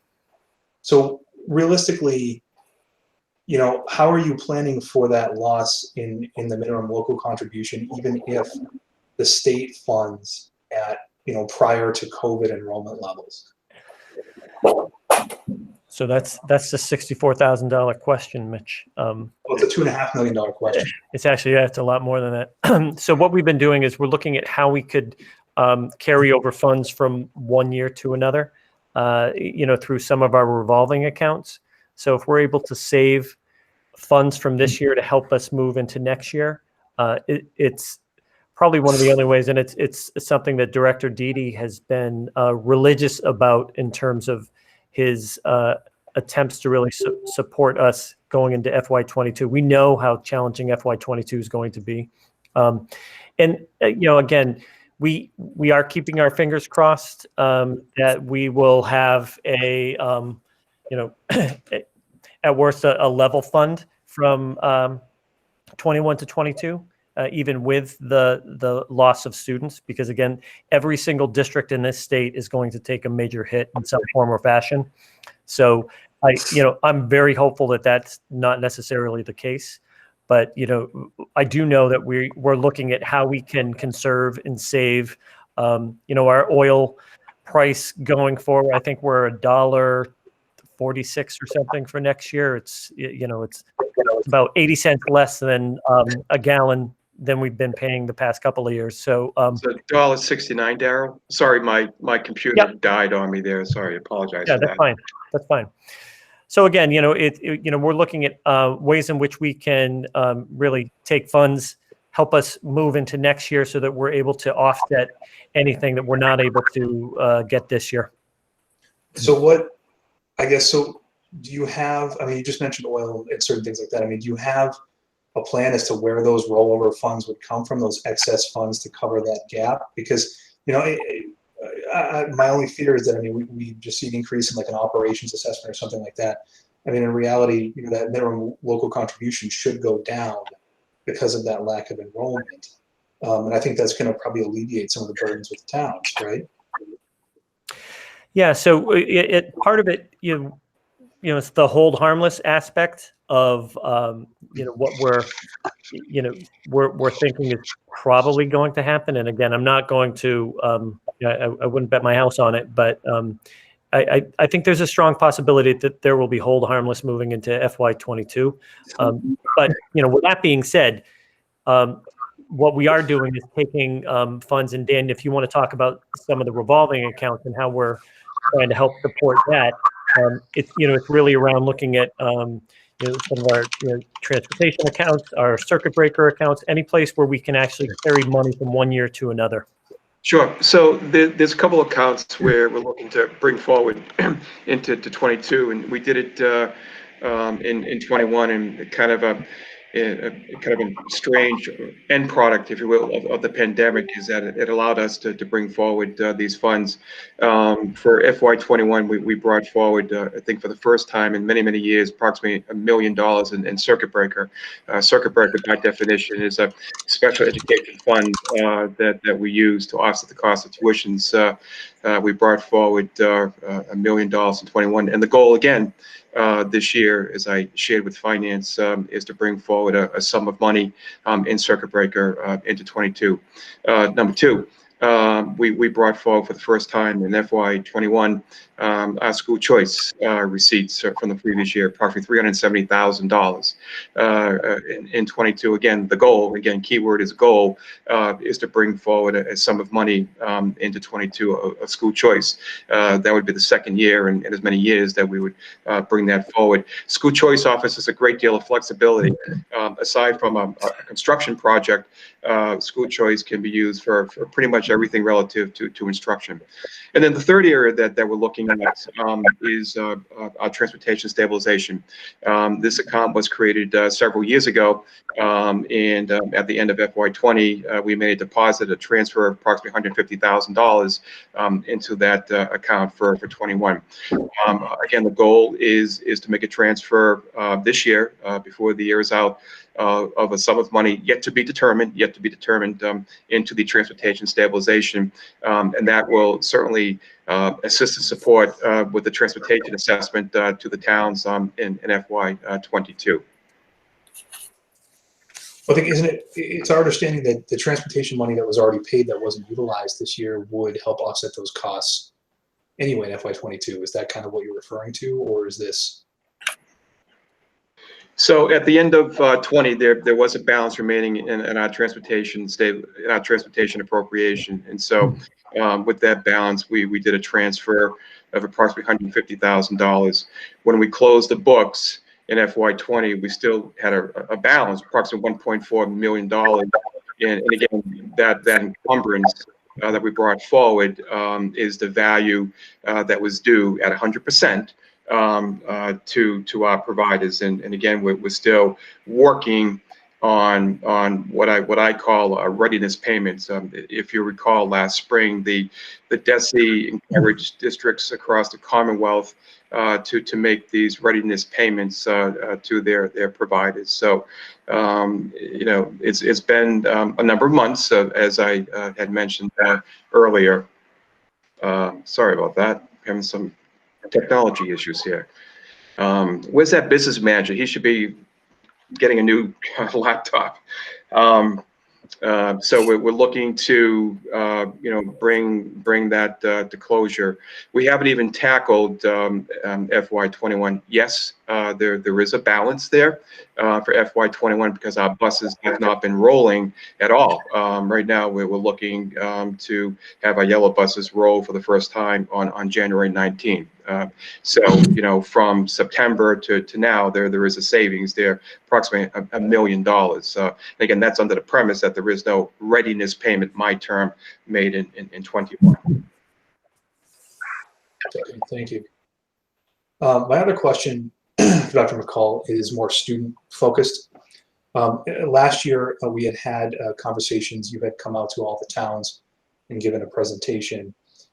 You had talked about the importance of those social emotional staff, and we had kind of talked about that. I know specifically in the data that I look at every day, that's a huge need throughout the region, right? There's a lot of data coming out now, even though this situation is unprecedented in modern times. You do have a lot of data that was used to compile the effects of remote learning from post-Katrina in the Southeast. Peer-reviewed studies have come out. You're looking at a loss of 30% on the average student of reading comprehension and 50% of STEM math gains from a prior year relative to a normal year going into a remote year. Obviously these stats are also impacted by socioeconomic factors. Some students that are already struggling because of different reasons, myriad factors, are going to struggle more than those students that historically do better anyhow. Knowing that you're going into, I mean, hopefully we're back, full in September, and the fact that you said hopefully was a little bit alarming to me, but knowing that you're going into a year where you're going to have a lot of students that could be on the more extreme end, an entire year behind in terms of gain. How do you plan on addressing that with the budget? Because there's going to be a huge need there that's not being filled right now. What are you looking at to do that? So yeah, that was one of the things that I think Chair Weeks was addressing to Mr. Adams a little earlier, and that's really around providing more structured support for those students. So, for example, right now, we have a Title I program that it's not very robust because we don't get very much money. And someone had said this a little earlier. We're not. We're considered a fairly affluent community, in terms of the socioeconomic kind of status that we have as a district. In terms of what we're going to need to do, as you said, this is so unprecedented that, as we kind of look at, what these next steps are, we're probably gonna have to look at things like summer school, how we can provide summer support for students. We're probably gonna have to look at things like after school programs that occur in another area on top of that, the regular school day, in the same way that you might in, some of these other areas that have these types of situations where kids are having a hard time all the time. I think we're going to run into that this year, where we are going to have to provide a more scaffolded approach to supporting our students, really pre-K 12 all the way through. And I think that's the part that's still hard, Mitch, to kind of define right now. And we are having conversations with DESE about that, and they're starting to talk a little bit about some of that guidance. But I have a feeling what we're going to have to do is come back to it, because again, and you just said this, you're like, oh, I was a little nervous that you said, hopefully we're back in September. I mean, that's directly from the commissioner today. So as we kind of go through this, we're like, okay, how do we now take, what we have, utilize that to then support, how we're moving kids forward, what we're doing. And we are, to a certain extent, we're doing this now with our kids. We are providing more support for our students in different ways, even though they're still remote. It has been something that we're trying to do. We do have a group of students that we're, ultimately we want to bring in our highest need students that we're even trying to work with right now. We're doing this in at our high school, where we're providing those extra support systems for them so that they can access. And it's really, oftentimes it's really about accessing the online learning, because certain students just shut down. They don't want to do it. So we have that component, but we also have, hey, listen, when we're back in person, we're going to have some serious support systems in place to get these kids, back on track. I think someone mentioned it a little earlier. Maybe it might have been Rich talking about, the concern, are you going to try to pump up the budget to, build up these support systems so that you can get these kids, gain this year right back. This is something that's going to be not just 1 year. This is years. This is literally years. This is not just Wachusett. This is the entire nation in terms of how this is going to play out.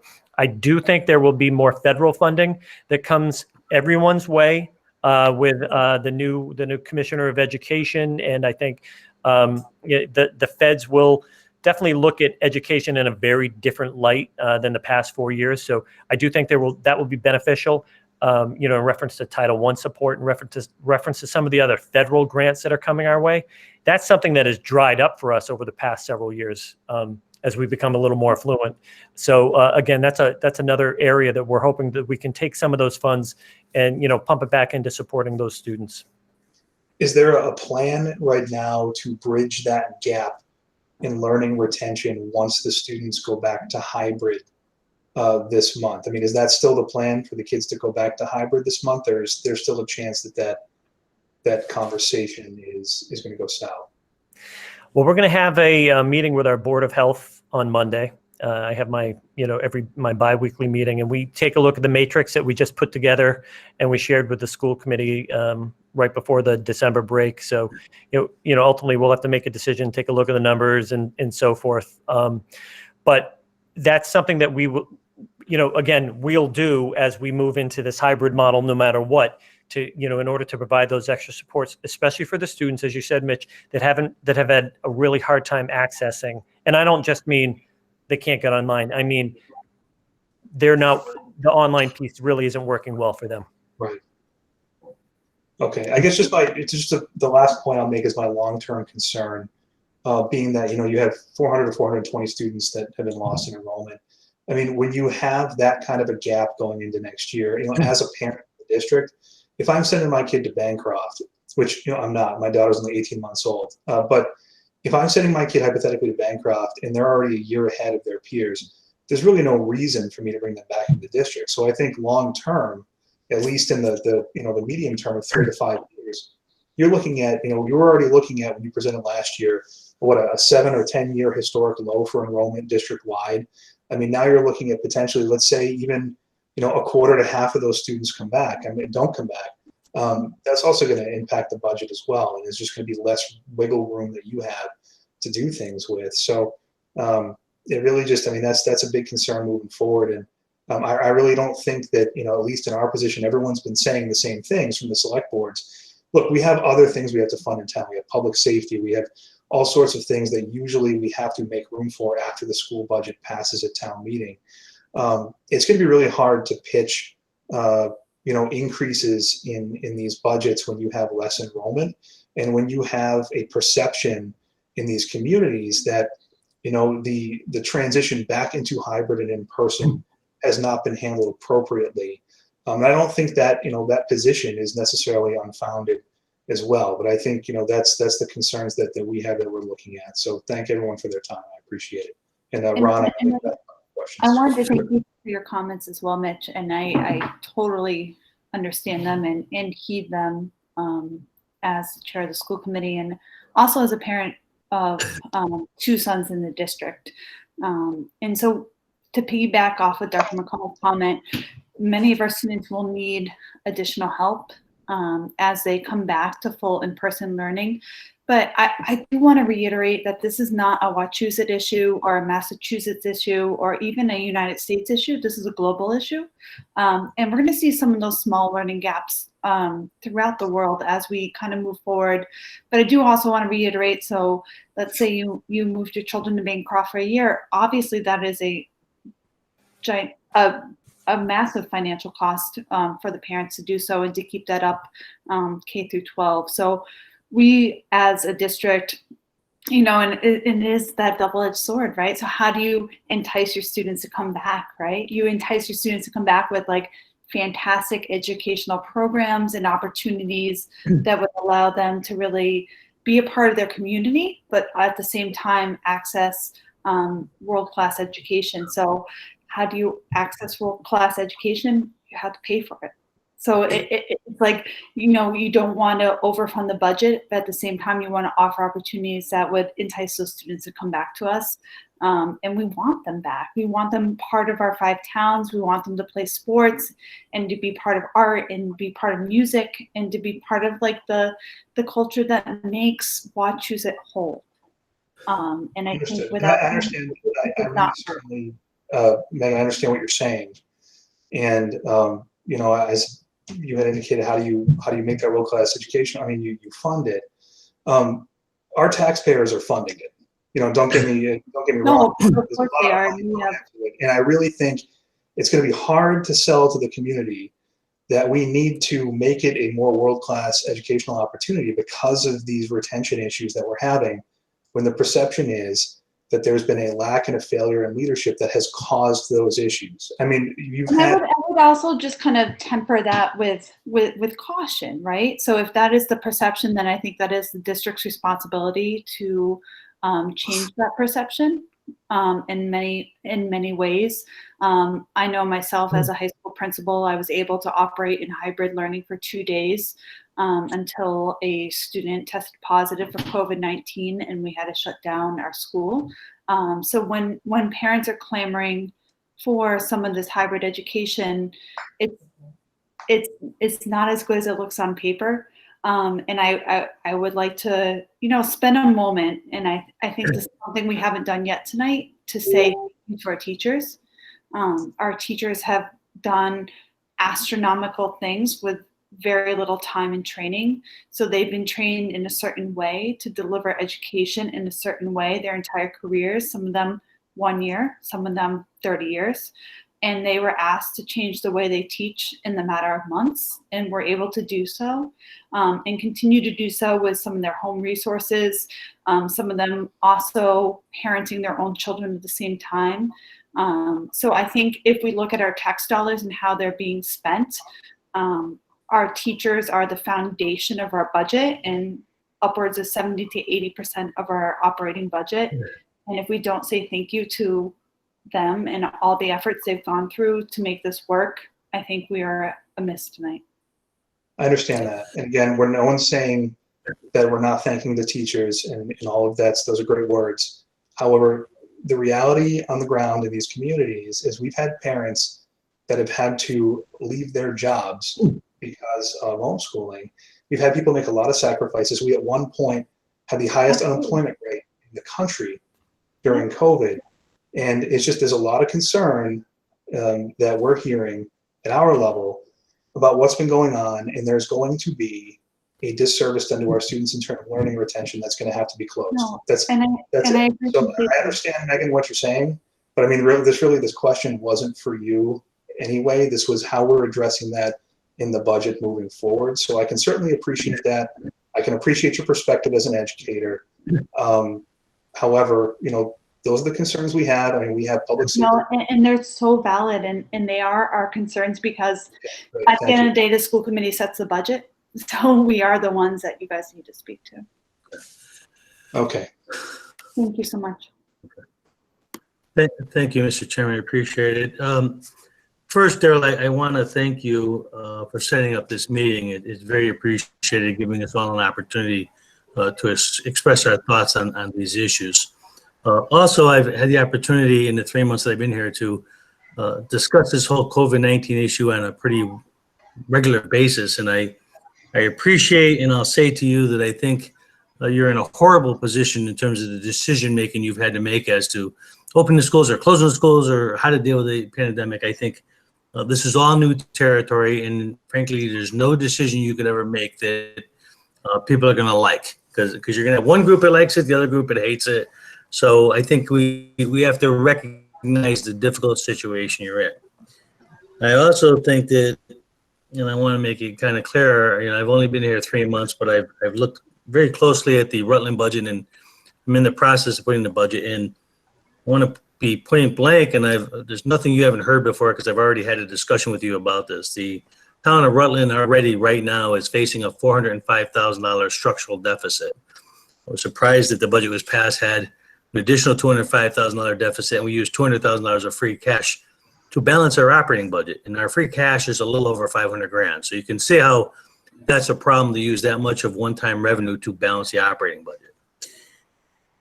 It's a difficult situation. I've got to attempt to fix it, and it's going to be a struggle fixing the operational deficit and getting us back to a fiscally responsible position that I'd like to be in.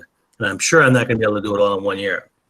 So I look at, and I want to thank you and your staff, particularly Rebecca, for sending me the fiscal year 21 budget so I can look at it. I was a little surprised that the increase was at 4.37% and over $4 million increase. And I looked at the newspaper article about the 7 additional staff that you brought on, particularly the 3 social emotional people, which I think we all recognize is important given where we're at. So I understand the needs of the district. I understand that, as you had said earlier, that this is it's a school committee budget. And so I'll speak to the school committee as well as speaking to you that there has to be a partnership, and the school committee has to recognize that while we all want to support education, I've talked to every manager in the district, and 4 of the 5 managers in the district, and they all support education tremendously. But every one of them has told me that they're keeping their budgets flat, with the exception of contractual costs. So salaries, union contracts, we have to fund. The healthcare expenses like we have to figure out how we're going to pay those increases. But if I have a assessment that's 679,000 like last year, and I'm locked into Proposition 2.5, which allows me to collect a little over $700,000 in new revenue, it's pretty hard for me to balance my budget. So we have to figure out some way to make it to where the towns can still operate. They can still fund their regular, public safety and all their other needs, along with paying a reasonable amount for education to keep a quality education system. So, I've talked to Peter and I've talked to the other managers. Every one of them, and this is more so than in the past, every one of them is figuring out how to balance their budget this year. It's not going to be an easy task given the fiscal situation that we're all in.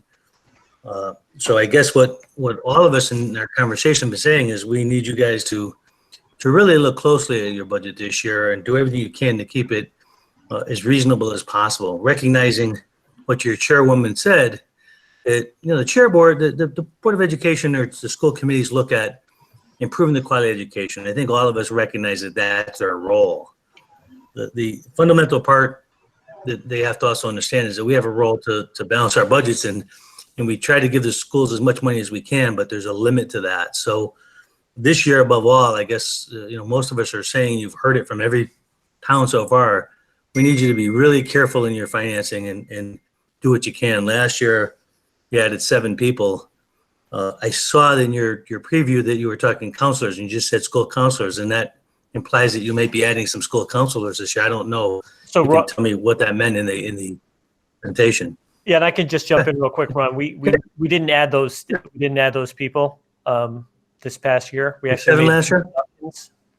So, how many did you add last year? Just so I understand. 0. You didn't hire any of the 3 social emotional teachers? Okay. So I'm looking at your 21 budget, and it shows that your fixed costs were pretty level, and frankly, all your budget increases was, at least at the beginning of the year, perceived to be labor cost increases, between union contracts and any additional staffing you were hired. So I'm sure it sounds like you made major adjustments to your 2021 budget than what you gave me. Is that accurate? Okay. Dr. I can only Michelle, tell you what I can you see. go through the cuts quickly of what we cut at first and then where we are right now? I don't have that information right in front of me. In general, like where we were and where we are right now. So your question is where? So with the budget cuts that we were trying to make based on the state budget, and then if we were able to add any personnel at all, or if we ended up cutting personnel in general. Right. So we had, and this goes back last, we started talking about this last June, July, right as we started to roll through this budget. And Dan, I don't know, I literally don't have this right in front of me, but we had tiered reductions, Ron, that went along with what we were doing. So, we had a tier 1, tier 2, tier 3. So, and we were trying to get down to approximately $5 to $6 million in terms of a reduction, because that was the concern around what funding we would not be getting from Chapter 70. Ultimately from the state, and that was ultimately what we were trying to do. What might happen if we have to make that type of reduction, in terms of the funding. So we did not add, the new staff that we had in there. We did not add, some of the textbook items that we had been talking about this year. And Dan, you can jump in with this because I'm just trying to remember it off the top of my head. Back on June 15th, we let go about approximately 50 plus teachers. We brought back approximately 40. So we made a cut in our textbooks of approximately $800,000, or a freeze in our textbooks.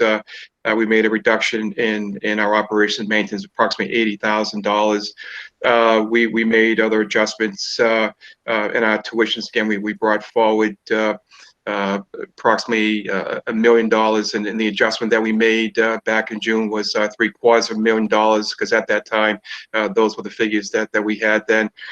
We made an adjustment in instructional support to the value of the school choice carry forward of approximately $300,000, just to get some of the numbers off the top of my head. Okay, so if I can ask, So then thank you. I appreciate that because that's not in the 21 budgets, things I just can't see. So I appreciate that. So as I look at the budget increase, so it's 4,279,000 of an increase about 4.37. Is that correct? That's correct, Ron. So the question is, if you made all these cuts, right, and that was the towns where gave you their assessments based on what it was, and I don't think you had a reduction in state aid, right? There was no, I mean, at least it was flat at the very least. Where did all those cut? Where did all the money from those cuts go? We did have a reduction in state aid, Ron. Our final Chapter 70 number is approximately $408,000 less than the governor's House 1 number back in January. So given that it's a $400,000 reduction from the overall budget, and I think I heard you say you cut potentially way more than that, right? Where did the money go that you cut? Did it get reallocated to deal with PPE or other needs? Tell me, where did all those cuts go? If you make those increases that you put in the budget and you got just $400,000 less state aid, that means if you cut somewhere, the money went somewhere else. So why didn't you fund those positions? Where did you take your money and move it to? Because your funding sounds like it only went down by 400 grand, unless I'm not understanding. So Ron, we made those cut. We laid off those staff. Our budget remained the same at approximately $102 million. The actual number it didn't change, but we made layoffs again in personnel and the cost there that I identified. The final state number, again, Chapter 70 is off $408,000. School choices, the school choice is not a hard figure. I mean, we budget approximately $300,000. When we built the 21 budget, we weren't looking to bring forward anything in school choice or for that matter, anything in circuit breaker. There's 1.3 million right there that we brought forward that, again, is the end result of adjustments made at the end of FY20. Okay. Ron, I can add. We absolutely put money towards PPE. That was an unexpected cost. Technology, buying more Chromebooks, network infrastructure, upgrading things, HVAC systems. Those were all unknown expenses that we had to find money to put towards. And these were all a result from the whole pandemic. The other thing was we were operating on 1/12 budget at that time, which was much lower than what we ended up with. So we had to make sure we could still make that work, knowing that's the only revenue source we had coming from the state at that time. So it was very challenging for us to start the year, and that's why we needed to make sure that we weren't going to be held hostage by not having enough revenue available to us. So that's why we made these reductions. That's why we carried money forward as best as we could. That was the big impact from COVID on us. There was no for PPE, and CARES Act didn't cover any of that. You didn't get federal assistance for any of your COVID costs? We absolutely we got some federal grants for this, but we didn't have those initially when we needed everything in the door. We didn't have that money available to us when we needed to order the machines that we needed to upgrade the Chromebooks as well as the network. So this was the front end. So that's what we're talking about here. This isn't where we are at this point in time and where we finally ended up being, but it's where we had to be at that point in time. Right. So to follow up on Peter's question, how much money? I was going to follow up as to how much money was received in COVID aid for PPE from the approximately $1.9 million. We had 3 grants that we received, and the largest of the grant was what's called the school reopening grant. It was just under $1.6 million. It was $1,572,000 and change. That particular grant, we were given the charge by the DESE that those dollars had to be expended by December 30 of 2020. Those dollars, when the grant was made, were retroactive back to March 1st of 2020.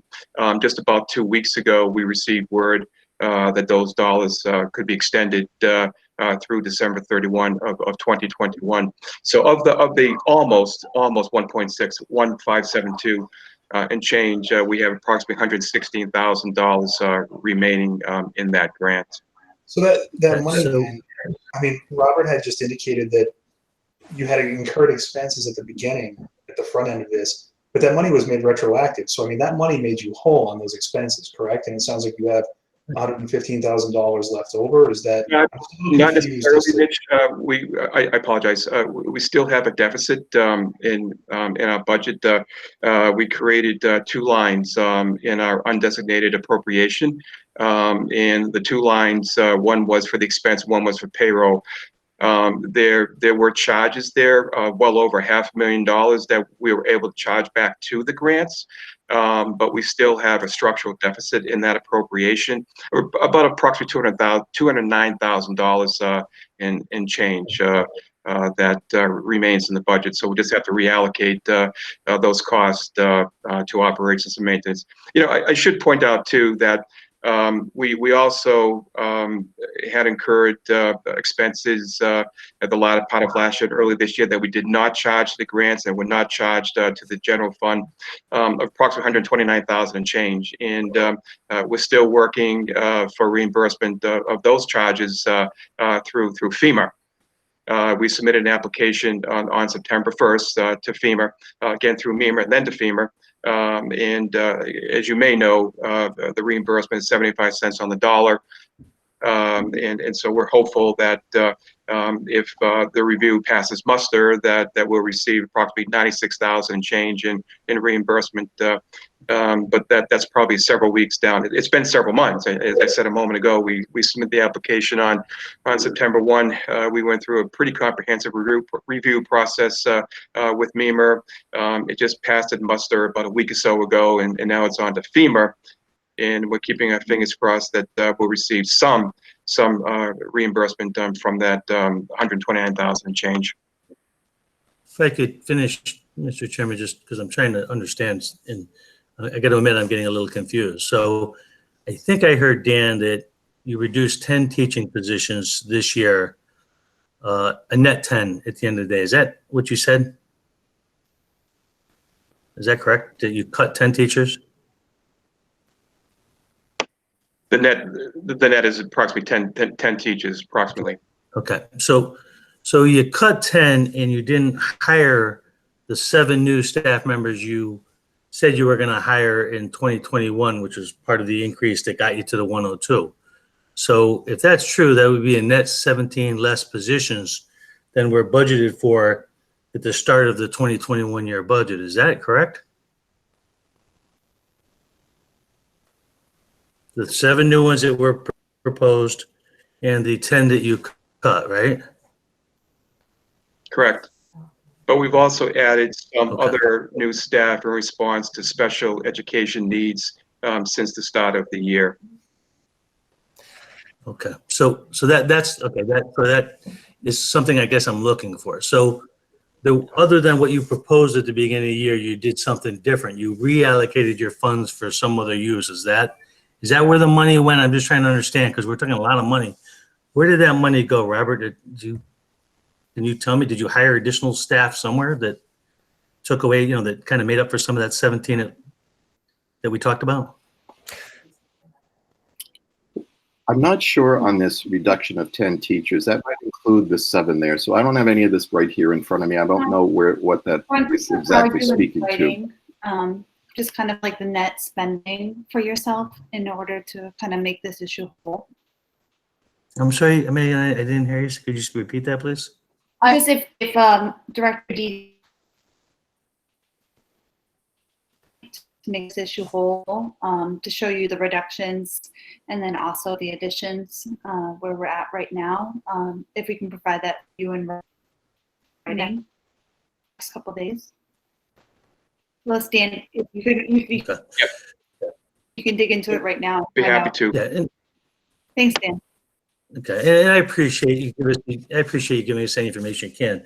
But I guess I'm just kind of stressing here, right? Because the budget was adopted. And to make sure that every dollar was spent on education and every dollar was spent the way that we said it was going to be spent. So my mission is to be very transparent. So if we can provide that information to all the communities, that would be fantastic. And thank you, Madam Chairwoman. I appreciate that. And I'm not going to beat this up anymore, but I need to stress that all of us as town administrators, managers, finance board members, board of selectmen members, we want to work with you guys. We all believe that the best quality education we provide for our children is really important. I we just need you to keep in mind that we have fire departments and police departments and other needs. And if we give all the money to education, we can't fund the rest of the town. And I can only speak for Rutland in saying that when the assessment is 670 and Proposition 2.5 keeps me a little over 7, it makes it impossible for me to manage the town. So I wanted to stress, particularly the school committee members that are on here, the pressure that the towns are under this year, and please do whatever you can to kind of help us in a partnership to address, or at least let us support you without us dying at the same time. So thank you, guys.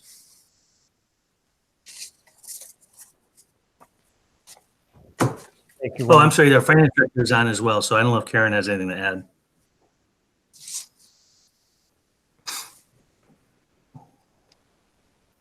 I'm not sure if I see Karen still. I think she hopped off.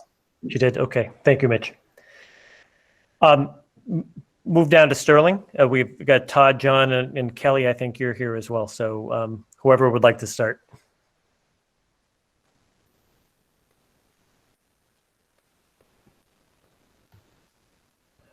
You know what, John? You're still muted. It's not working.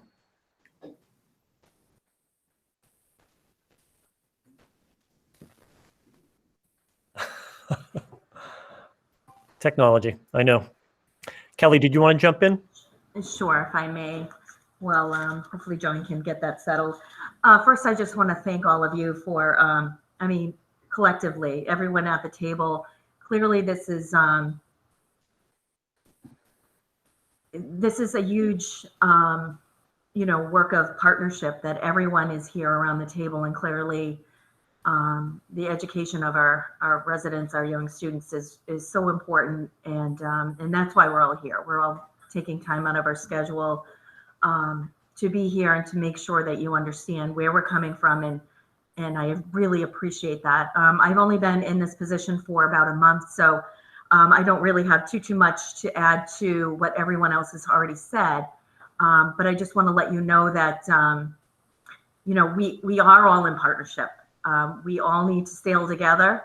And if there's anything that we can do on our end to help educate the group of us, even just little things like being able to explain some of this information to our residents is really important. We're all in this together. We all need to keep moving forward with the understanding of all of the limited resources that we have and that we need to share.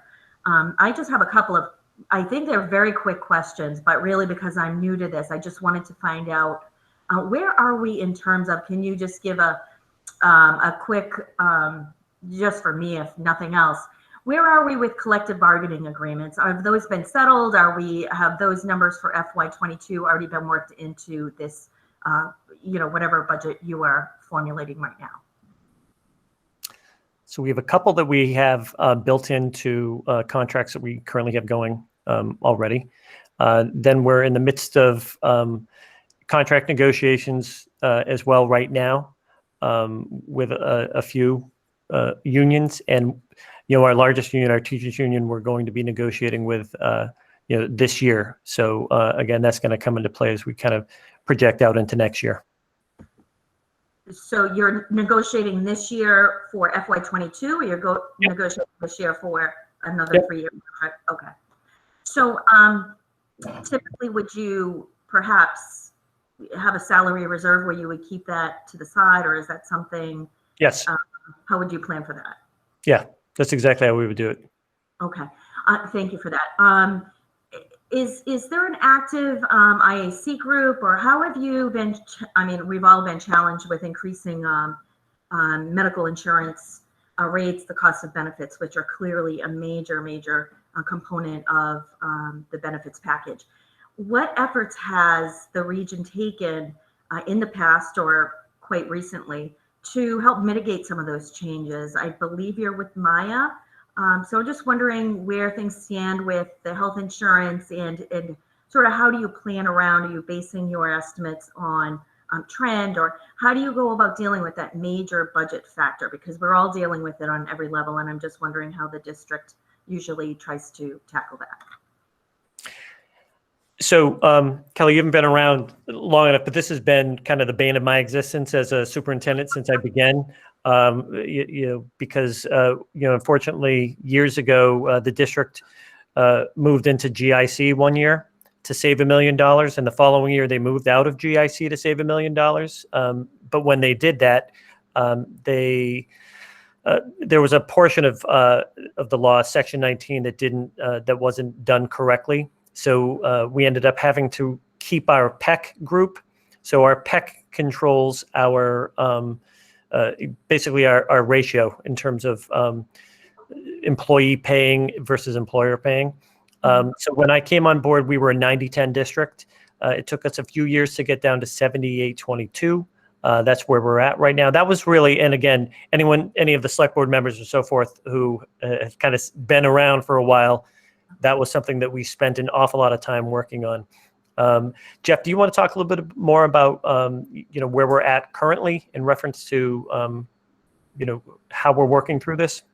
Sure. The PEC group meets quarterly. We'll be meeting again in February to review the bids for insurance. Our broker just went out. I'll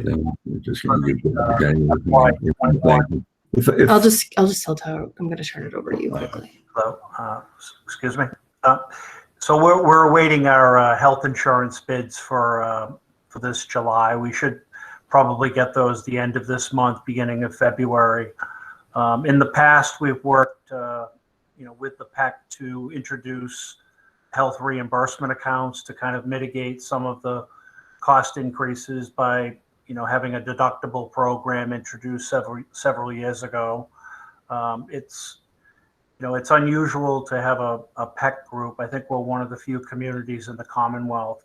Most have employee insurance advisory committees that don't have as much authority, if you will, in terms of negotiating the rates. But we've had a cooperative relationship with them in terms of trying to look at the plan design. We've introduced some changes in deductibles, co-pays, to mitigate the costs. Nothing really new. We're a large enough group with almost 800 insured lives that we're a credible group from an insurance standpoint. So our claims really drive our rate. And we've been fortunate. Out of the last 3 years, we had a 0% increase in, I think, FY19 and FY20. This past year in FY21, we had a 7% increase. Currently, our loss ratio is running at about 96%. So we're looking at our claims are not coming in where we would like them. So I anticipate that we're going to have some tough discussions with our PEC group regarding the health insurance increases for this upcoming July. And just to get back to your earlier question, Sherry, regarding some of our contracts. Currently, we're negotiating, we have expired contracts with 3 unions that we're working on. Our teachers and our M&A nurses contracts are up this June 30th, 21. The rest of our groups, clerical, custodians, and cafeteria, are up in June of 22. So hope that helps you. Thank you. Thank you. I appreciate that. Hey, Daryl. Oh, sorry, Kelly. This is Representative Kilcoyne. For those that don't know, John Kilcoyne, Select Board member of Sterling, is actually my dad. So I came over here to help with some technical difficulties that clearly have arose. So I just wanted to warn everybody, I'm going to turn my computer over to John so he can just say a few words. Great. Good evening. Daryl, can you hear me? Yes, we can. Thank you. Wonderful. It's nice to have children that know technology, because I certainly don't. I make no bones about it. But I'm actually talking. That's good. Just want to really say hello to everybody out there, a lot of the familiar faces. Thank all the veteran legislators, who are here tonight and the new ones as well, one in particular. And you guys have worked very well and very hard for us, and we recognize that. The town of, I really have yielded all my time mostly to all my colleagues in the other towns. They have great questions. I can't duplicate them, because we're all in the same boat, and year after year after year, we go through this. And we do know that the kids' education comes first. It's not without an unlimited cost, for sure. But we do have our priorities straight, and I'm proud to be in Sterling for all the years I have. I'll sound like a broken record for the last few years. The only comments that I did have was I'm hoping Sterling, we always shoot for a level funded budget. I think I heard Mr. Lukes, Mr. Biss say that. I think we're all in the same boat on this. And we did that last year. Except that we did provide a 2% cost of living increase to our employees. We thought was very important. And we do grapple with OPEB. We do grapple with the healthcare costs. We all do. And so I'm hoping that the school, I know it's a crazy year, and none of us has a crystal ball regarding what these budget reimbursement, federal or state, are going to be. But I'm hoping that I think most of the towns, my colleagues have said, they're looking at level funded budgets this year for the most part. I'm hoping that the school, last year we said the same thing from Sterling, and I'm hoping the same thing this year, that the school department can shoot for a 3 to 3.5% increase in the budget. I know there's collective bargaining, I know there's health insurance, there's OPEB, there's stuff that doesn't go away, and it's always going to be there, and it has to be funded. So, but I still think we should shoot for that. I think I'm echoing my colleagues in the other towns. And I'm just hoping that in the months ahead, just like last year, hopefully the Wachusett Regional School Department can provide an online budget accessible to all of us, just so we can look at it when, as it's going along. So it helps us know, what the increases, decreases might be. And I was going to ask for I'm not going to do it tonight. I was going to ask for a status of a 5.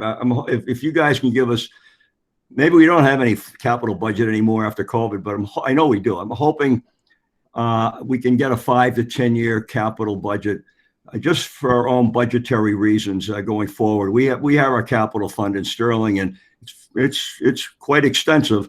And it's always good to know what the school system is looking at in terms of not just the athletic fields, which is great, but other things that are going to come due. And I think that's about it. Daryl, great job. You guys do a great job. And I'm very happy to be here again for another year. After having a little escapade with COVID, I'm very happy to be here. And hopefully none of you get sick, and we're all working together in the next few months. So thank you very much. Appreciate it. Thank you, John. I'm glad you're doing better. You look great. You sound good. So I'm glad you beat that. Feeling better? Feeling much better. Much better. Tough Thanksgiving, but much better now. So good. So your great question about the 5 to 10 year plan in reference to buildings and so forth. That is something that Director Scanlon, actually, we had a 10-year plan that we had put out there probably 4 years ago now, John, that Director Dede has been looking at updating and has, I think, actually went through and updated it quite a bit. So that's something we can put out there and share. The other thing that you talked about was just the updating of the budget. As we kind of go through this process, last year got interrupted by COVID, which is one of the big issues that kind of went on, and everything just kind of froze. But typically what we'll do is, as we kind of go through this process, we'll update that budget book so that it's up to date as we kind of go through. thank you very much. I know you will, and we'll take a good look at it too. Thank you. Okay, great. Thank you very much. And thank you, Representative Kilcoyne, for helping your father. It's my pleasure. I'm glad I can be of assistance, to helping everybody adjust to these unique times. I know. Thank you so much. Again, if I just go back to Chair Weeks, do you have anything else to add, Chair Weeks?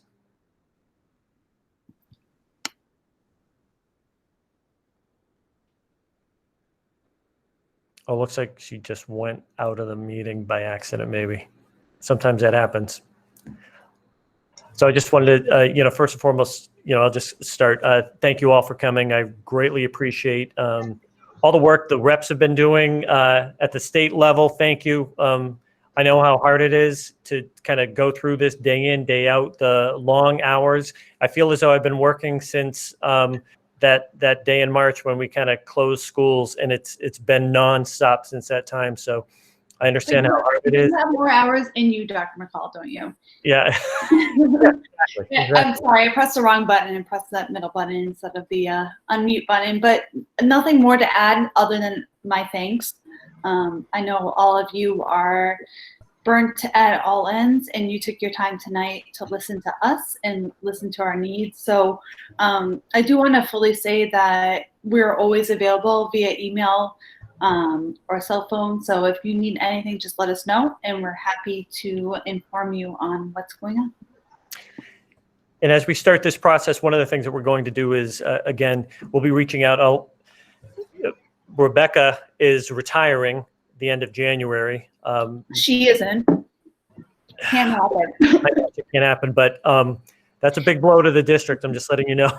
So she will be able to, she's going to stay on to help out a little bit as we kind of go through things, over the next couple of months. But she's officially retiring the end of January. So someone will be setting up times for us to come around and do our budget roadshow with all of you, within the next eight weeks, give or take. So in the meantime, we'll be working with school committee, business and finance on formulating the first part of the budget, and the budget will get voted on by school committee in March. So typically we come around to the communities prior to the budget being voted on. So just wanted to put that out there.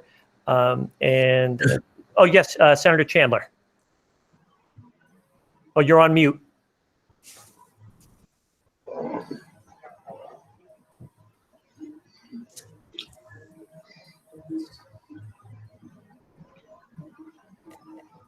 That's still on mute.